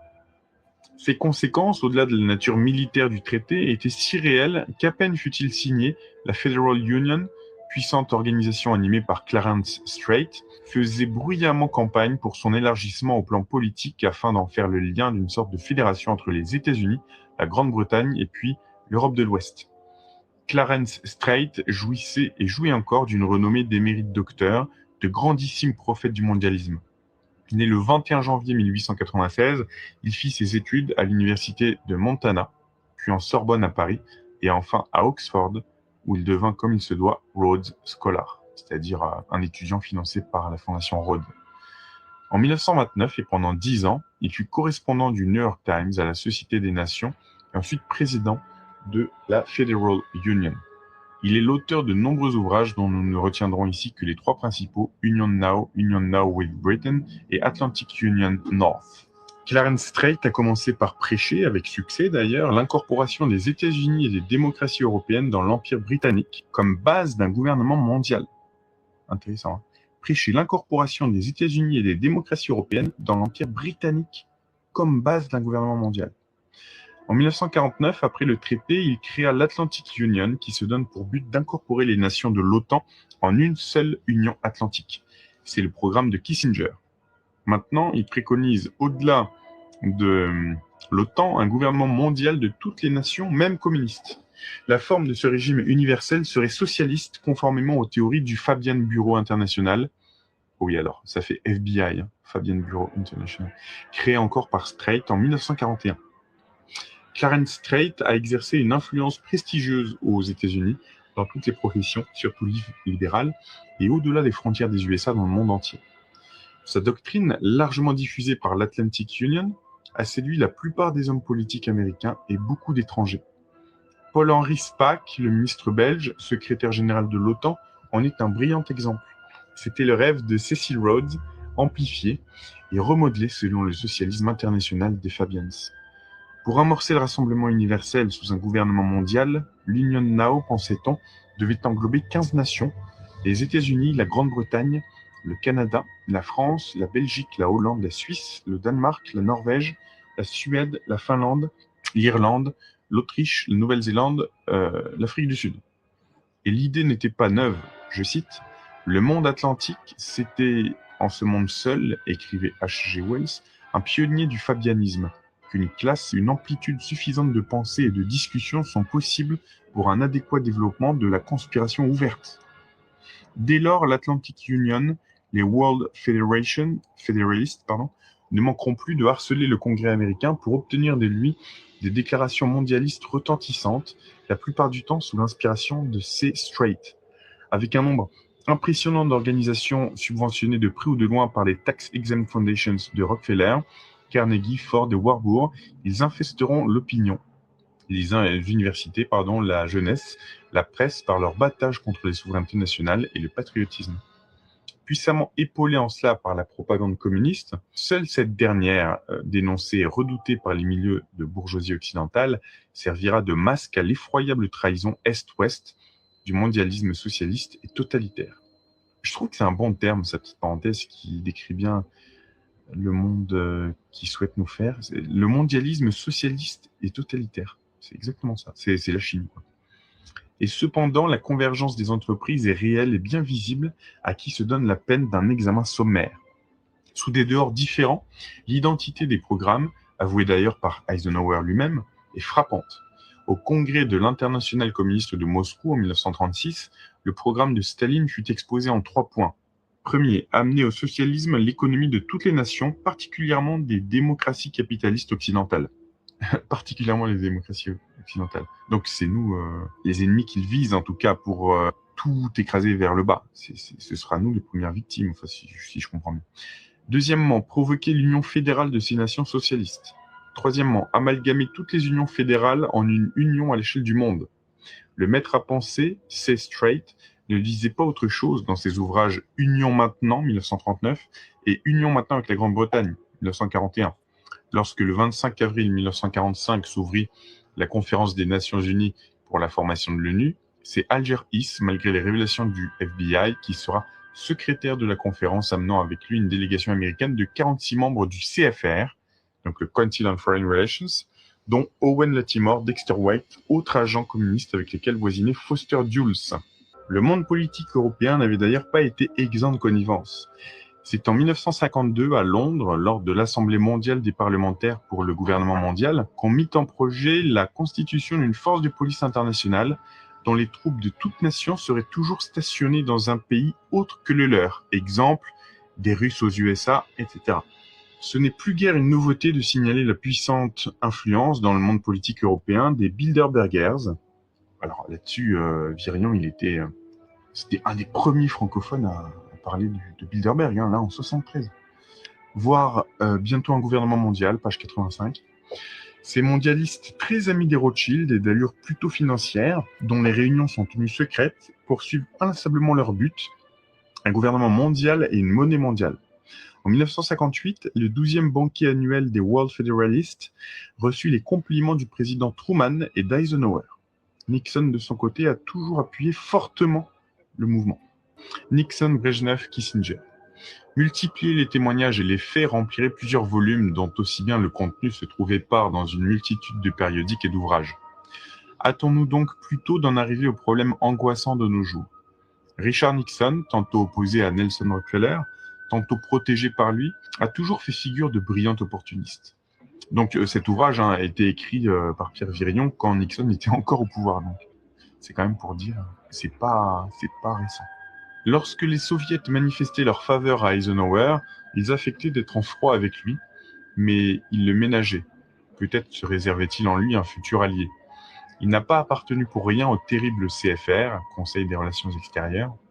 On connaît ses jongleries sur les mots en isme, communisme, capitalisme, etc., qui marquent son idée centrale de planification universelle et ses approches régionales pour le développement des besoins et pour l'évolution d'un nouvel ordre du monde. Le mot est de lui dans Foreign Affairs de octobre 1967, organe officiel du CFR, lorsqu'il envoya Charles Lyot comme ambassadeur des USA à l'ONU. Il savait très bien que celui-ci avait fréquenté l'université de Moscou en 1934 et qu'il était en 1936 ami intime d'Alger Hiss, l'agent communiste. Son mondialisme ne date pas d'hier, puisque World Government d'octobre 1948, organe des fédéralistes, le signalait comme ayant soutenu leur résolution de gouvernement mondial 2 années de suite, et qu'en 1951, la même publication le portait comme patronant la même résolution pour une union fédérale des démocraties, proposée d'abord par une vieille connaissance, Clarence Strait. Maintenant apparaît au grand jour, après tant d'années d'incubation, tant de patientes préparations souterraines, le projet du nouvel ordre du monde poursuivi par messieurs Nixon et Kissinger lors des entretiens entre Washington et Moscou de juin 1973 et des ouvertures à l'Europe de l'Ouest pour la modification de la charte atlantique. Mais en premier lieu, qui donc est monsieur Kissinger ? Né le 27 mai 1923 à Fürth, Allemagne, naturalisé américain en 1943, il fut élève puis professeur à l'université de Harvard. Membre très influent et chargé de recherche politique du CFR, il devient conseiller de Nelson Rockefeller en 1963, puis de Cabot Lodge en 1965 pour le Vietnam. Il ne pense pas que les USA puissent être sûrement victorieux dans une guerre extérieure avec les communistes. Les armements nucléaires ont donc plutôt pour lui un rôle de dissuasion. Dans son ouvrage « Armement nucléaire et politique extérieure » 1957, à l'encontre de la violence préconisée par les vautours ennemis déclarés des soviets, il estime préférable un modus vivendi, quitte à les réduire plus tard peu à peu par des moyens économiques et des conflits partiels où, estime-t-il, les USA ne seront pas battus. Kissinger est donc connu de tous les milieux américains comme partisan de l'équilibre, Washington, Moscou, Pékin. Pareillement, en effet, il estime qu'en ce qui concerne Pékin, un bon règlement en Indochine serait susceptible de rendre la Chine plus malléable. En bref, doctrinaire du triangle Washington-Moscou-Pékin pour le partage du monde, Kissinger est de ce fait partisan actif de l'atlantisme. Telles sont les raisons qui ont amené Kissinger au pouvoir aux côtés de M. Nixon. C'est pourquoi depuis les entretiens de juin 1973, on parle beaucoup de cet événement comme annonciateur du nouvel ordre du monde. Un hurluberlu du Parlement français, ébahi par ces conversations, y voyait poindre, sans bien se comprendre lui-même, l'aurore d'une nouvelle civilisation. Il faudrait s'entendre. Les deux grands qui ne se nourrissent pas d'abstraction ne se sont pas entretenus d'un ordre moral éthéré, sans parler entre eux des pays tiers comme ils l'ont d'abord prétendu. C'est bel et bien sur le dos de ces derniers qu'ils ont pris le bénéfice de la détente, entre guillemets. Aux anticipations synarchiques de 1935 et dans la ligne de l'American Establishment a succédé un partage de la planète non plus en 5 mais en 3 parties. Avec audace et même avec autorité, Nixon et Kissinger se sont avancés sur un chemin où d'ailleurs les soviets faisaient eux-mêmes quelques pas depuis la mort de Staline, le renforcement de la coexistence exigeant le renforcement de l'omnipotence des deux grands. On a donc imposé l'aggravation de Yalta. Les parts sont faites autoritairement et on avance rapidement vers le Union Now de Clarence Strait et la Chine. Si on peut dire que l'échec entre guillemets du Vietnam est une défaite pour la chrétienté, Ce n'en est pas une pour les hautes sphères de Wall Street. C'est exactement, du moins jusqu'à maintenant, le bon règlement à la Kissinger, c'est-à-dire un marchandage. La croissance du Japon inquiète aussi bien Washington que Pékin, et voilà déjà une raison de parler calmement. Mais il y a aussi en Indochine de puissants intérêts américains pour lesquels la paix du Vietnam, si elle peut complètement se faire, doit servir de monnaie d'échange pour des combinaisons dont Pékin peut espérer prendre sa part. L'ensemble de la péninsule peut produire en effet des richesses considérables avec l'industrialisation du puissant fleuve Mékong qui prend sa source en Chine. Il y a aussi des hydrocarbures, il y a enfin des constructions et reconstructions à faire qui paieront bien les frais de guerre. Tout cela déjà en projet vaut une fois de plus le sacrifice des intérêts de la chrétienté sur le double autel des fils du ciel et des multinationales. Là, on voit l'ironie de Pierre Virion quand il dit ça. La marche vers l'unité mondiale, humainement irréversible, veut cette réduction des parts et des parties prenantes à 3 jusqu'aux prochaines batailles pour décider de celui qui détiendra l'empire universel. Elle nous achemine vers un socialisme technique fleurant très fort le communisme. Mais l'important dans cette affaire, c'est le sort de l'Europe. Dans notre dernier ouvrage, Le complot, nous disions que la Russie n'admettrait jamais la réunification de l'Allemagne. Voilà maintenant la chose acquise, la réunification de l'Allemagne. Ok. Admise et qui scinde bien en deux notre continent. Il n'y a pas eu de nouveau Yalta selon la promesse de M. Nixon, mais il y a là, avons-nous dit, son aggravation. On n'a pas demandé l'avis des intéressés. Cela est si vrai que l'accord des deux grands est une reconnaissance de fait par l'Ouest, fait qui doit devenir le droit de la communauté économique de l'Est, Comecon, comme entité réellement établie, tandis que les soviets, pour leur part, reconnaissent comme entité réelle la communauté économique européenne, CEE. Le premier contrat officiel, pratiquement inévitable, passé entre les deux, fera naître le droit. Nous sommes prêts, a dit Brejnev, à reconnaître les réalités de l'Europe occidentale, à condition que les capitalistes reconnaissent les réalités de l'Europe socialiste. Fin de la citation. Plus net encore, Kosygin a ajouté « Nous reconnaissons la CEE comme une réalité et nous pensons que nous pourrons ensemble résoudre beaucoup de problèmes. » Qu'on s'en rende bien compte, les tractations économiques entre les deux blocs, globalisés, officialisés, signifient de toute évidence la consécration des deux Europes, le remaniement du traité atlantique selon l'esprit de Clarence Strait, de Rhodes Scholars, du fabianisme et du British Israel. Cette scission européenne, entre guillemets, constitue-t-elle un pas en avant vers le fameux et unique gouvernement du monde? Donc cette scission constitue-t-elle un pas en avant vers le fameux gouvernement mondial? Oui, un grand pas et dans l'exact rapport de l'atlantisme au mondialisme. Et avec quelle désinvolture les puissances secrètes opèrent-elles maintenant? Avec quel dédain qui arrive mal à se dissimuler? Revenons en effet en arrière, écoutons H.G. Wells, ce patriarche de la société des Fabians. Je suggère qu'il serait plus facile de créer les États-Unis du monde, dernier objectif de M. Strait, que de s'occuper tous ensemble d'une sorte d'unité du prétendu continent européen. Fin de la citation. M. Nixon, bien longtemps après, n'a pas dit autre chose, je cite, « Il suffit que les États-Unis, les premiers au monde comme vrai gouvernement fédéral, puissent être une force principale derrière l'effort pour trouver une base à une grande fédération des nations atlantiques libres. » Fin de la citation. M. Nixon, qui a claironné lui-même que l'année 1973 serait l'année de l'Europe, a tout aussi bien et expressément souligné dans un discours en présence de Brejnev que les USA et l'URSS sont les deux plus fortes nations du monde.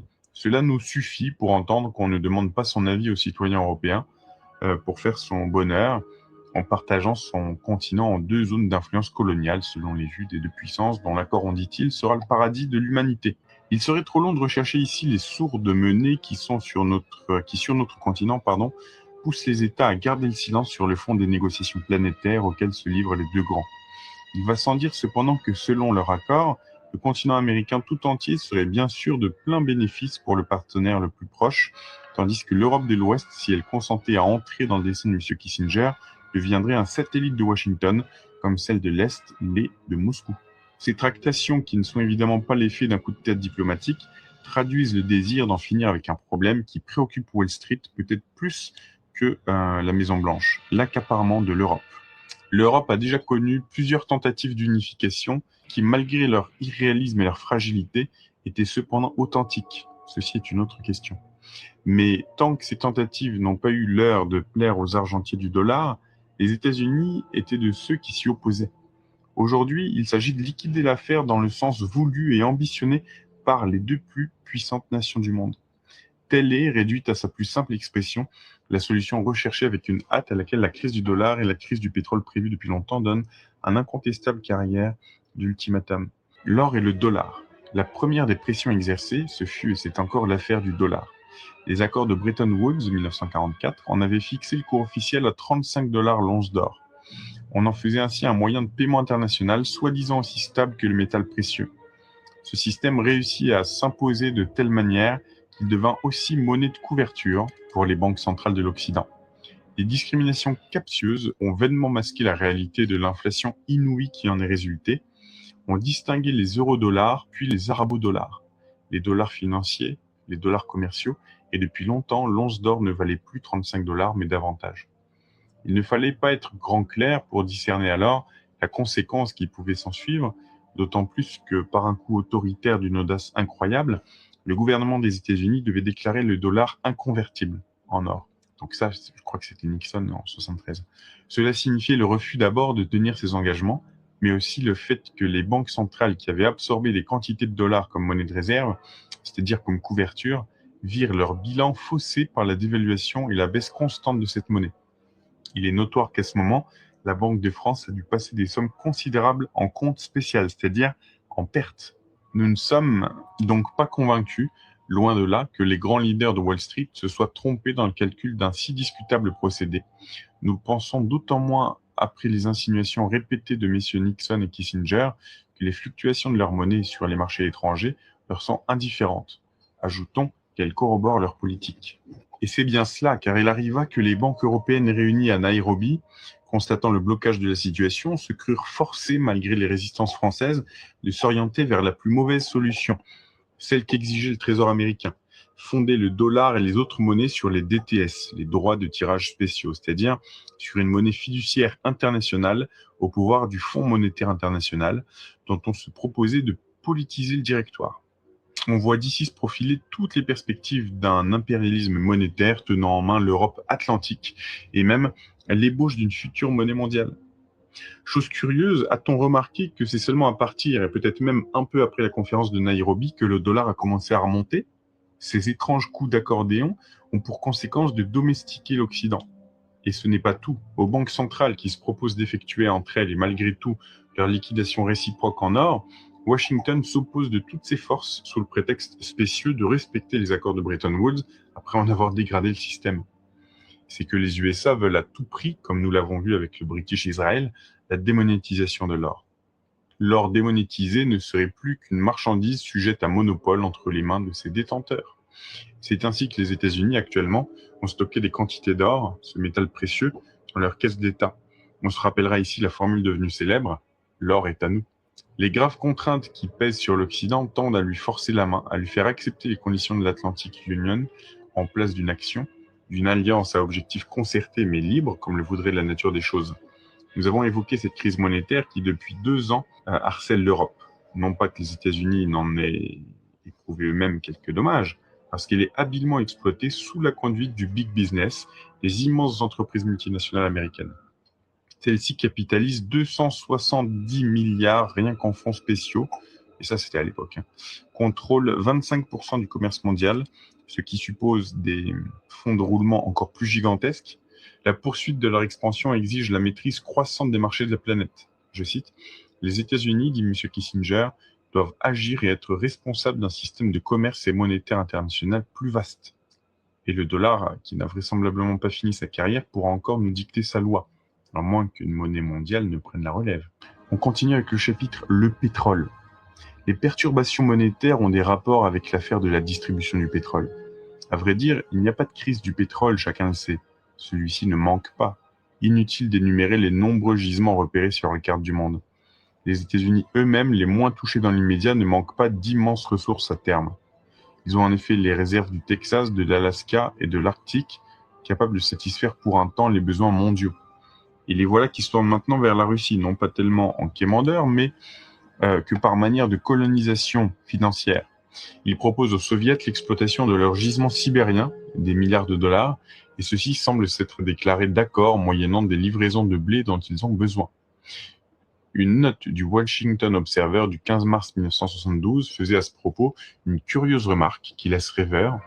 Ces tractations, disait-il en substance, sont dans la ligne du programme d'accomplissement de la doctrine de convergence soviéto-américaine. In the fulfillment of the Soviet-American Convergence Doctrine. Ce plan requiert, je cite, de croissants rapports de l'Amérique avec l'Union soviétique, d'abord économique, ensuite militaire, enfin politique, comme prélude au gouvernement mondial. Et d'ajouter que cela s'achèvera par les manœuvres de Wall Street en rendant peu à peu l'URSS capitaliste et en bolchevising les États-Unis à quelque chose qu'on accommode l'affaire. Cela était imprimé noir sur blanc avant les accords Nixon-Brejnev de 1973. Tout ce que nous avons dit sur l'effort commun vers un gouvernement mondial n'est donc pas un roman, et l'énergie est un moyen matériel de domination.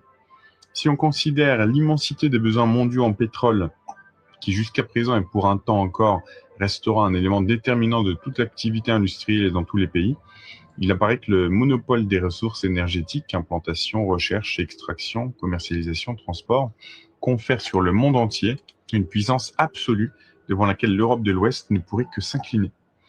La présente crise, si elle continue et s'aggrave, la conduirait à l'étouffement, elle et elle seule. L'affaire du pétrole est à la fois plus spectaculaire et plus lourde de conséquences immédiates que les combinaisons monétaires. N'en seront pas surpris ceux qui ont pu lire cette pensée attribuée à Churchill par le Chicago Tribune du 21 décembre 1946, je cite, « Nous sommes en face de la Troisième Guerre mondiale, une guerre qui a été projetée depuis longtemps pour contrôler les immenses champs pétrolifères du Moyen-Orient. » Cette phrase en dit assez long pour nous faire voir les dimensions de la partie qui se joue. Les États-Unis, c'est-à-dire les grands trusts pétroliers, à majorité américains, en visant à la mainmise sur les champs pétrolifères du Moyen-Orient, donc ils voudraient s'assurer une puissance économique mondiale par le moyen d'un pouvoir quasi exclusif sur la distribution de l'énergie.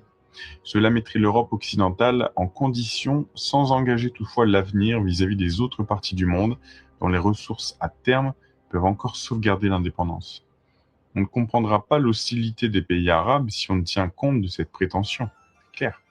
Ainsi, à travers les raisons sociales et territoriales qui les ont armés, Israël se trouve être en même temps le prétexte de leur opposition belliqueuse aux États-Unis. C'est pourquoi, en marge de l'affrontement nationaliste, la guerre israélo-arabe est devenue en quelques jours la guerre du pétrole. Depuis 1967 déjà, l'obstruction du canal de Suez, cependant indispensable au bon fonctionnement de la distribution du carburant et surtout à l'abaissement des prix de transport, le détour par le cap de Bonne-Espérance coûte des millions supplémentaires pour un seul cargo, constituait une manière de contrecarrer les compagnies pétrolières. Mais en 1973, sont venus s'ajouter l'embargo et l'augmentation des prix du brut, non sans encouragement secret des soviets, de façon à prendre avantage sur les exigences des trusts. Si l'Égypte a soudainement attaqué Israël, non sans surprendre tous les gouvernements, c'est que, se sentant lâchée, opportunément il est vrai, par les Russes, elle a voulu prendre au plus vite des garanties vis-à-vis des États-Unis dont elle ne peut plus récuser la prédominance, et se donner à leur endroit une attitude d'interlocuteur valable au moment de négociations ultérieures. Et les autres pays ont suivi. Mais on remarquera que le cessez-le-feu n'est intervenu que sur les volontés de Washington et de Moscou conjuguées, qu'elle, l'ONU, dérisoire fantôme des ridicules illusions de la démocratie universelle, s'est aussitôt rangée. Un paragraphe des accords Nixon-Brejnev, engageant les deux grands à orienter d'un commun accord les affaires mondiales, a joué en la circonstance et à la suite de quoi les soviets ont abandonné le Proche-Orient aux bons offices de M. Kissinger. Celui-ci s'efforcera de ramener la paix et de rétablir le prestige des compagnies pétrolières éprouvées par la fermeture des pipelines dont usent les Arabes pour se ménager un atout dans les tractations au sommet. Il lui faudra aussi préparer les voies aux financiers sur le point de consentir un crédit de 5 milliards de dollars à l'URSS. Il devra enfin mettre un terme à la pénurie de pétrole qui a sérieusement mis obstacle à l'acceptation du nouvel atlantisme par l'Europe de l'Ouest. Rien dans cette affaire ne se fera, sauf accident, sans l'assentiment et même la volonté des deux super grands. Zone démilitarisée autour du canal, Israël dans ses frontières reconnues de jure par les pays arabes, règlement du problème des Palestiniens. Si Kissinger a poussé assez loin son programme, c'est parce que les soviets y consentent, quitte à épier le moment où l'américain fera un faux pas. S'il réussit et parvient en outre à mobiliser autour de lui la majorité des pays d'Europe, comme il s'efforce de le faire sous prétexte de collaboration économique et de sécurité, c'en est fait de l'Occident encore libre. En cette affaire, l'attitude de la France si critiquée à l'extérieur et à l'intérieur par une presse dont on se demande jusqu'à quel point elle n'est pas elle-même jugulée, n'a fait que défendre l'indépendance d'une Europe dont l'Union eût sauvé sa liberté et sans doute celle du monde. L'opposition, bien concertée contre elle, aura-t-elle le dessus? De toute manière, si la guerre du pétrole n'est pas encore la Troisième Guerre mondiale, elle peut le devenir. Pour le moment, elle nous administre la preuve de la dictature déjà exercée sur le monde par Washington et Moscou. Un monde en folie. La collusion anticatholique, dominatrice du monde par l'économie, puis politiquement par des puissances occultes, les géants de la finance internationale et les soviets qu'ils ont engendrés, afin de détruire la société chrétienne, pour être plus spectaculaire que jamais, n'est pas garantie pour l'éternité. On ne nourrit pas en vain de sa propre substance un protégé appelé à devenir un redoutable compétiteur. Tout a été donné au communisme russe pour tenter l'aventure. Tout a été donné donc au communisme russe pour tenter l'aventure. On ne peut suivre les démonstrations d'entente américano-soviétique sans penser au vers de Racine, je cite, « J'embrasse mon rival, mais c'est pour l'étouffer ». Nous savons que la révolution de 1917 fut l'œuvre d'un groupe bancaire bien connu. En 1921, le communisme ayant ruiné la Russie risquait de disparaître lui-même, et c'est encore en partie du continent américain que vint le recours par l'organisation d'une nouvelle économie politique, NEP, où la banque Nye de Stockholm joua le rôle de plaque tournante. Depuis, le démon des affaires n'a cessé d'édifier, d'accroître la puissance soviétique et de fourbir les armes d'une opération suicide de l'Occident. Dans un ouvrage bourré d'observations patiemment amassées pendant 10 ans, La technologie de l'Ouest et le développement économique des soviets, Anthony C. Sutton démontre que 95% de leur équipement industriel proviennent des États-Unis et de leurs alliés. Aux États-Unis, bien plus qu'en Europe, on a fondé la fin de la guerre froide, la coexistence pacifique et pour tout dire la paix sur les billions de dollars investis dans les gigantesques complexes soviétiques. Leur plan de production de fer et d'acier a été réalisé par la McKee Corporation. Leur pipeline, le plus long du monde, est d'origine américaine. Ils avaient 6000 navires en 1972, dont ils devaient les 2 tiers avec leurs machines à la Burmeister & Wain de Copenhague, Danemark, opération pacifiste approuvée par la State Department. Ces navires ont transporté les missiles de Cuba. 100 d'entre eux portaient à Haiphong des armements soviétiques aux Viet. Quant à leur industrie automobile, elle est l'œuvre des États-Unis. 300 000 camions ont été fabriqués en Russie par le complexe Gorky, qui doit son existence à la Ford Motor Company. 3 fois plus grand que le complexe Volgograd, réalisé officiellement par Fiat, équipé en réalité par moitié indirectement par les États-Unis et directement par TRW de Cleveland et New Britain Machine Company. En 1972 a été équipé un autre plan plus vaste encore, le plan Kama d'une capacité de 100 000 camions par an, plus productif que le plan ZIL 130 Truck réalisé par Arthur Brand Co. Michigan. Le tank T-54 qui a été utilisé par les communistes au Vietnam fonctionne sur suspension en provenance de la Wheel Truck Lever Corporation.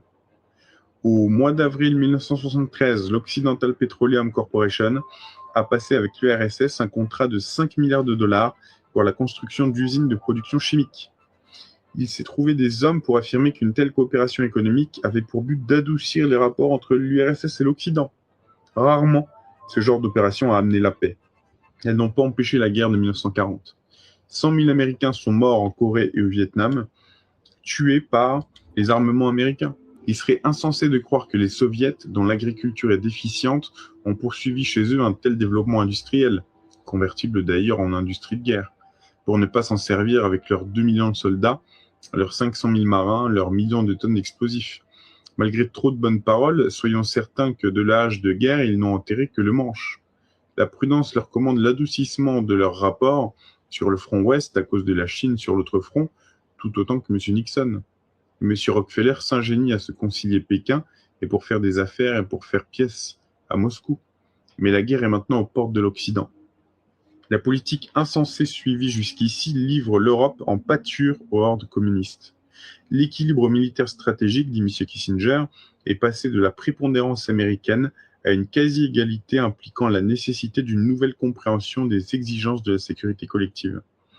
Voilà déjà un premier résultat qui laisse l'Europe au poste le plus avancé, c'est-à-dire le plus périlleux dans une guerre qui peut s'allumer flambante, plus meurtrière que jamais. Mais il faut dire toute la vérité. De cette sécurité collective, on ose faire maintenant un prétexte pour contraindre l'Europe de l'Ouest à entrer dans les plans de la nouvelle charte atlantique, mais sans bien entendu rien pouvoir changer à sa position géographique, ni rien apporter de plus à sa sécurité. Sans le soutien continuel apporté aux Soviets, elle n'en serait pas là. Et si son unité n'avait pas été contrecarrée dans le passé comme elle l'est encore maintenant, elle eût pu pourvoir pour sa part à sa propre défense dans la pleine liberté d'une alliance loyale avec les États-Unis. Il n'en paraît plus ainsi depuis les derniers accords Nixon-Brejnev. Elle est encore plus découverte dans la Tribune d'Allemagne. Un article en analyse avec une froide et cruelle objectivité les conséquences. C'est depuis le 22 juin 1973 ou plus tard que l'on sait que le président Nixon n'est pas seul à avoir fait de l'année 1973 l'année de l'Europe. 1973 est aussi Brejnev Years of Europe. C'est pourquoi, depuis le spectacle de la camaraderie productive de Washington, on parle d'un nouveau Yalta. Les USA annoncent que la fonction des armes atomiques tactiques en Europe allait être remplie par de nouvelles armes semi-atomiques ou classiques, mais non de nature à favoriser l'escalade d'un conflit. Le 22 juin 1973, ce fut la réalisation. Les grands ont bien fait les choses. En s'engageant à tout faire pour écarter aussi la possibilité d'éclatement d'une guerre atomique entre chacun des signataires et autres États, ils ont non seulement neutralisé d'un jour à l'autre la force de frappe française, mais encore écarté la formation d'une force atomique européenne. L'Europe peut-elle être défendue à l'aide d'armes classiques, Poser cette question signifie déjà fournir une réponse négative de facto. La supériorité conventionnelle non nucléaire du pacte de Varsovie par rapport à l'OTAN est de 3 contre 1 dans la plupart des secteurs. Et ce n'est pas tout. Le rapport militaire des forces se modifie du fait des dépenses militaires réduites, du raccourcissement du service militaire et de l'affaiblissement de la disposition de défense au détriment de l'Ouest. Par contre, on ne parle guère de l'équipement effréné des forces du pacte de Varsovie en armes non nucléaires. On ne veut pas d'informations qui pourraient troubler la vision de la coexistence pacifique générale. Ce qui ne doit pas être ne peut pas être. Fin de la citation. Certes, en tout cela, nous ne voulons pas dire que les États-Unis manqueront à leur parole. Nous estimons bien plus cette nation que les mauvais bergers du monde. Mais déjà, sa parole ne suffit plus. Nous ne le répéterons jamais assez avec force. La chrétienté a perdu, sinon l'existence, du moins sa liberté, qui ne sera sauvée ni par le hasard ni par la bonne fortune. Elle ne peut lui être rendue que par une grâce exceptionnelle de Dieu. La seule chose qui nous rassure, c'est finalement la foi. Tu adoreras le Seigneur. Sur ces données, nous n'entendons pas prédire des événements futurs qui ne seraient ici qu'hypothèses. Peut-on connaître d'avance les prochains détours de la politique, les allers et retours de la diplomatie, les incidents de route, si l'on peut dire, susceptibles de retarder ou précipiter la course vers une catastrophe humainement inévitable? Ceux qui, derrière les gouvernements, détiennent en fait le pouvoir, sont-ils eux-mêmes capables de modifier le courant dans lequel ils nous entraînent et que d'ailleurs ils ne désirent pas remonter? Mais ce dont on peut être sûr, c'est que voilà présentés ici quelques éléments majeurs d'une situation appelée à évoluer plus ou moins longuement vers le but qu'une authentique conjuration internationale s'est assignée. Loin de faire du British Israel l'officine principale et unique d'une supranationalité et d'une contre-église que se donnent aussi bien comme objectif les maçonneries et le communisme, il est cependant intéressant de le connaître parce que de tous les mouvements et sociétés, secrètes ou non, il offre la vue d'ensemble la plus complète des subversions diverses actuellement à l'œuvre pour l'édification de ce nouvel ordre du monde. Le gouvernement mondial, chimère sanglante, pourrait-il faire peser sur l'humanité un pouvoir de coercition effaçant comme par miracle diverses ethnies millénaires? Même si la terreur parvenait à arracher aux nations un consensus d'un moment, une poignée de potentats, qui ne sont pas des dieux, pourrait-il empêcher que ne ressurgissent malgré tout et la nature et l'histoire? Il y faudrait au moins pour cela l'antéchrist de l'Apocalypse. Un docteur de l'Église, saint Augustin, avait vu leur fondement dans l'œuvre créatrice. Il assurait que les nations sont voulues de Dieu. Ne s'ensuit-il donc pas que leurs civismes respectifs correspondent à leur diversité ethnique et historique? Dans la conjoncture présente, semble alors apparaître le rôle pacificateur que pourrait jouer l'Europe avant que ne l'écrase la monstrueuse machine montée contre elle, parce que malgré ses reniements, elle demeure le centre géographique du catholicisme qu'on veut abattre. Un coup d'œil sur l'état des affaires internationales, au seuil de l'année 1974, l'a fait voir accablée par le poids des pressions exercées sur elle, afin de l'intégrer dans un nouveau système atlantique, ou de la faire céder aux sollicitations de l'Est, Principale victime des manœuvres monétaires, elle l'est aussi, elle surtout, elle presque seule, de l'étouffement produit par l'affaire du pétrole. Constatation dont l'importance devrait ouvrir les yeux. Elle n'a cependant ni provoqué ni attisé le conflit du Moyen-Orient. Se rangeant donc du côté du droit de chacun, c'est-à-dire des Palestiniens comme d'Israël, ressoudant entre elles et les pays arabes des liens pacifiques qui, dans le souvenir des croisades et de Saint-Louis, sauf à certains moments et maintenant surtout, a favorisé l'essor missionnaire, elle pourrait sans doute créer un bloc du tiers-monde capable de contrebalancer le redoutable impérialisme des deux grands. Tout cela est peut-être le signe d'une dernière chance pour redevenir le guide spirituel des nations. Un jour, Die Welt déplorait récemment l'impuissance de l'Europe à se faire. Celle-ci cependant n'en est pas à sa première tentative. Mais chaque fois son effort s'est heurté à des manœuvres de division qui l'empêchent de s'unir autrement que dans le cadre étroit d'un système mondial, où elle n'aurait pratiquement aucune autonomie. Maintenant encore, les incantations de M. Kissinger chez les Pilgrims à Londres remettent en cause les derniers projets, au nom d'un plan parallèle où les États-Unis auraient le suprême pouvoir. Le lieu où il paria est à coup sûr aussi significatif que le contenu de son discours. Les Pilgrims de l'un et l'autre côté de l'océan se posent en élite anglo-américaine et depuis 1903, cette mystérieuse société se donne pour but de former et réunir une oligarchie de Rhodes Scholars, de Fabians surtout, ou de British Israel partisans et promoteurs du nouvel ordre du monde. Toujours donc, on s'efforcera de briser toute tentative d'unité européenne qui ne serait pas conforme à la néfaste doctrine. Maintenant, en février 1974, ok, donc le livre date de février 1974. Ce sont en effet à la conférence de Washington l'imposture et le chantage de la part de M. Schlesinger, accusant la France de vouloir détruire l'OTAN en refusant le nouvel atlantisme, alors que, dit-il, les USA ont la responsabilité de protéger les sociétés libres. Le Monde du 26 février 1974. Mais qu'est donc ce sycophante bientôt sexagénaire dont le prétendu talent d'historien n'apparaît pas, dit-on dans ses ouvrages, mais qui recueille cependant pour l'un d'eux les louanges du New York Times de Moscou, Vietnam and American Democracy, 1941-1966. Qu'est donc ce crypto-communiste à peine déguisé, noté dans le rapport officiel au Congrès américain de 1955 comme appartenant à des organisations d'extrême gauche? Ce militant dans l'Atlantic Union de Clarence Strait pour un gouvernement mondial était-il qualifié pour donner des leçons aux représentants des États d'Europe de l'Ouest pour prétendre protéger leur liberté? Et ces nations d'Europe ont-elles donc si complètement renoncé à elles-mêmes qu'elles ont toléré d'entendre un homme dont les héros aimés sont Franklin Roosevelt, l'ami de Staline, le responsable de Yalta et Fidel Castro? Comment ce discours n'a-t-il pas réveillé chez elles, comme par l'appel contraire d'une dernière grâce, le sentiment de leur propre et véritable unité, condition première de la paix? Cette unité ne sera pas retrouvée par les Européens sans leur retour à l'unanimité et à la liberté chrétienne aimée, quoi qu'on en dise, de tous les peuples du tiers-monde. Les choses économiques ne viennent qu'en second rang. N'est-il pas vrai que les trois cercles formés par la Première Guerre mondiale, la Seconde et l'approche de la Troisième ont démontré que les seuls objectifs économiques n'ont fait que diviser, que les publications de droite ou de gauche de tous les pays poussent là contre leurs clameurs de protestation? Nous croyons, nous, que la grande voie des événements fera cesser leurs arquelinades. Car la chimère sanglante ne manquera pas de réalisme dans son dessein profond d'ordre religieux, braquée qu'elle est contre la seule internationale qui tienne, disait Maurras, c'est-à-dire contre l'Église catholique, partageant les esprits entre deux options, le capitalisme et le communisme. L'Est et l'Ouest, mais liés ensemble comme de cause à effet, comme de cause principale à instrument, les deux options trompeuses visent de part et d'autre au même socialisme technique extrêmement planificateur.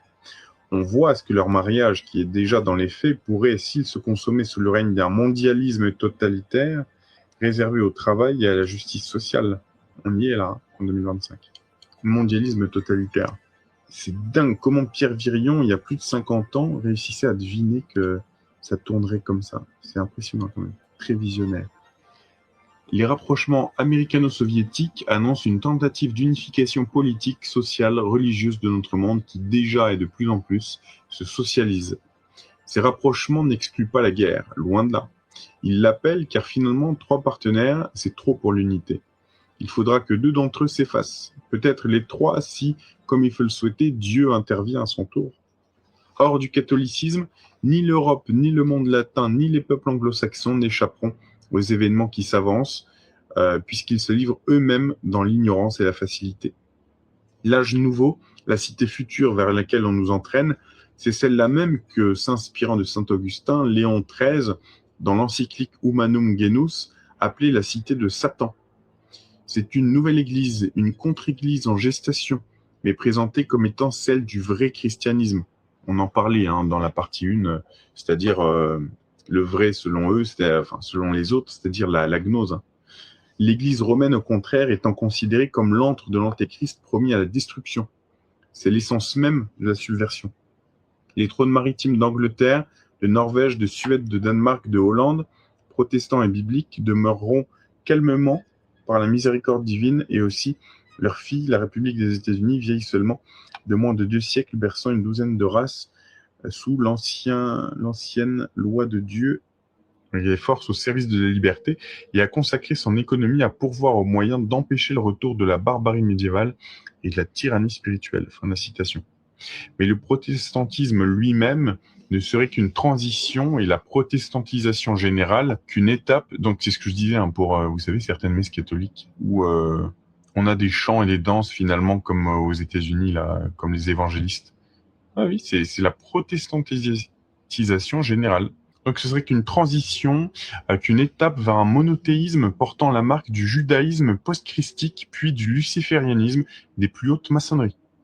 Il ne s'agit ici d'incriminer aucun peuple. Tous seront les jouets de forces non plus occultes, mais ouvertement et puissamment internationales, qui les poussent à leur insu à l'érection d'un pouvoir universel dont ils seraient loin d'être les bénéficiaires. Et oui, c'est pour ça qu'on lutte contre. Dont ils seront loin d'être les bénéficiaires. Car le fait est là et qui demeure, finance internationale, communisme, protestantisme, maçonnerie, impérialisme racial et judaïsme sont intimement et irrévocablement liés dans l'exécution du complot d'Apocalypse atteignant l'humanité tout entière. Déjà, derrière la protestantisation se profile un judaïsme planétaire. Je cite, « Le grand idéal du judaïsme est que le monde entier soit pénétré de l'enseignement juif et qu'en une fraternité universelle des nations, un judaïsme plus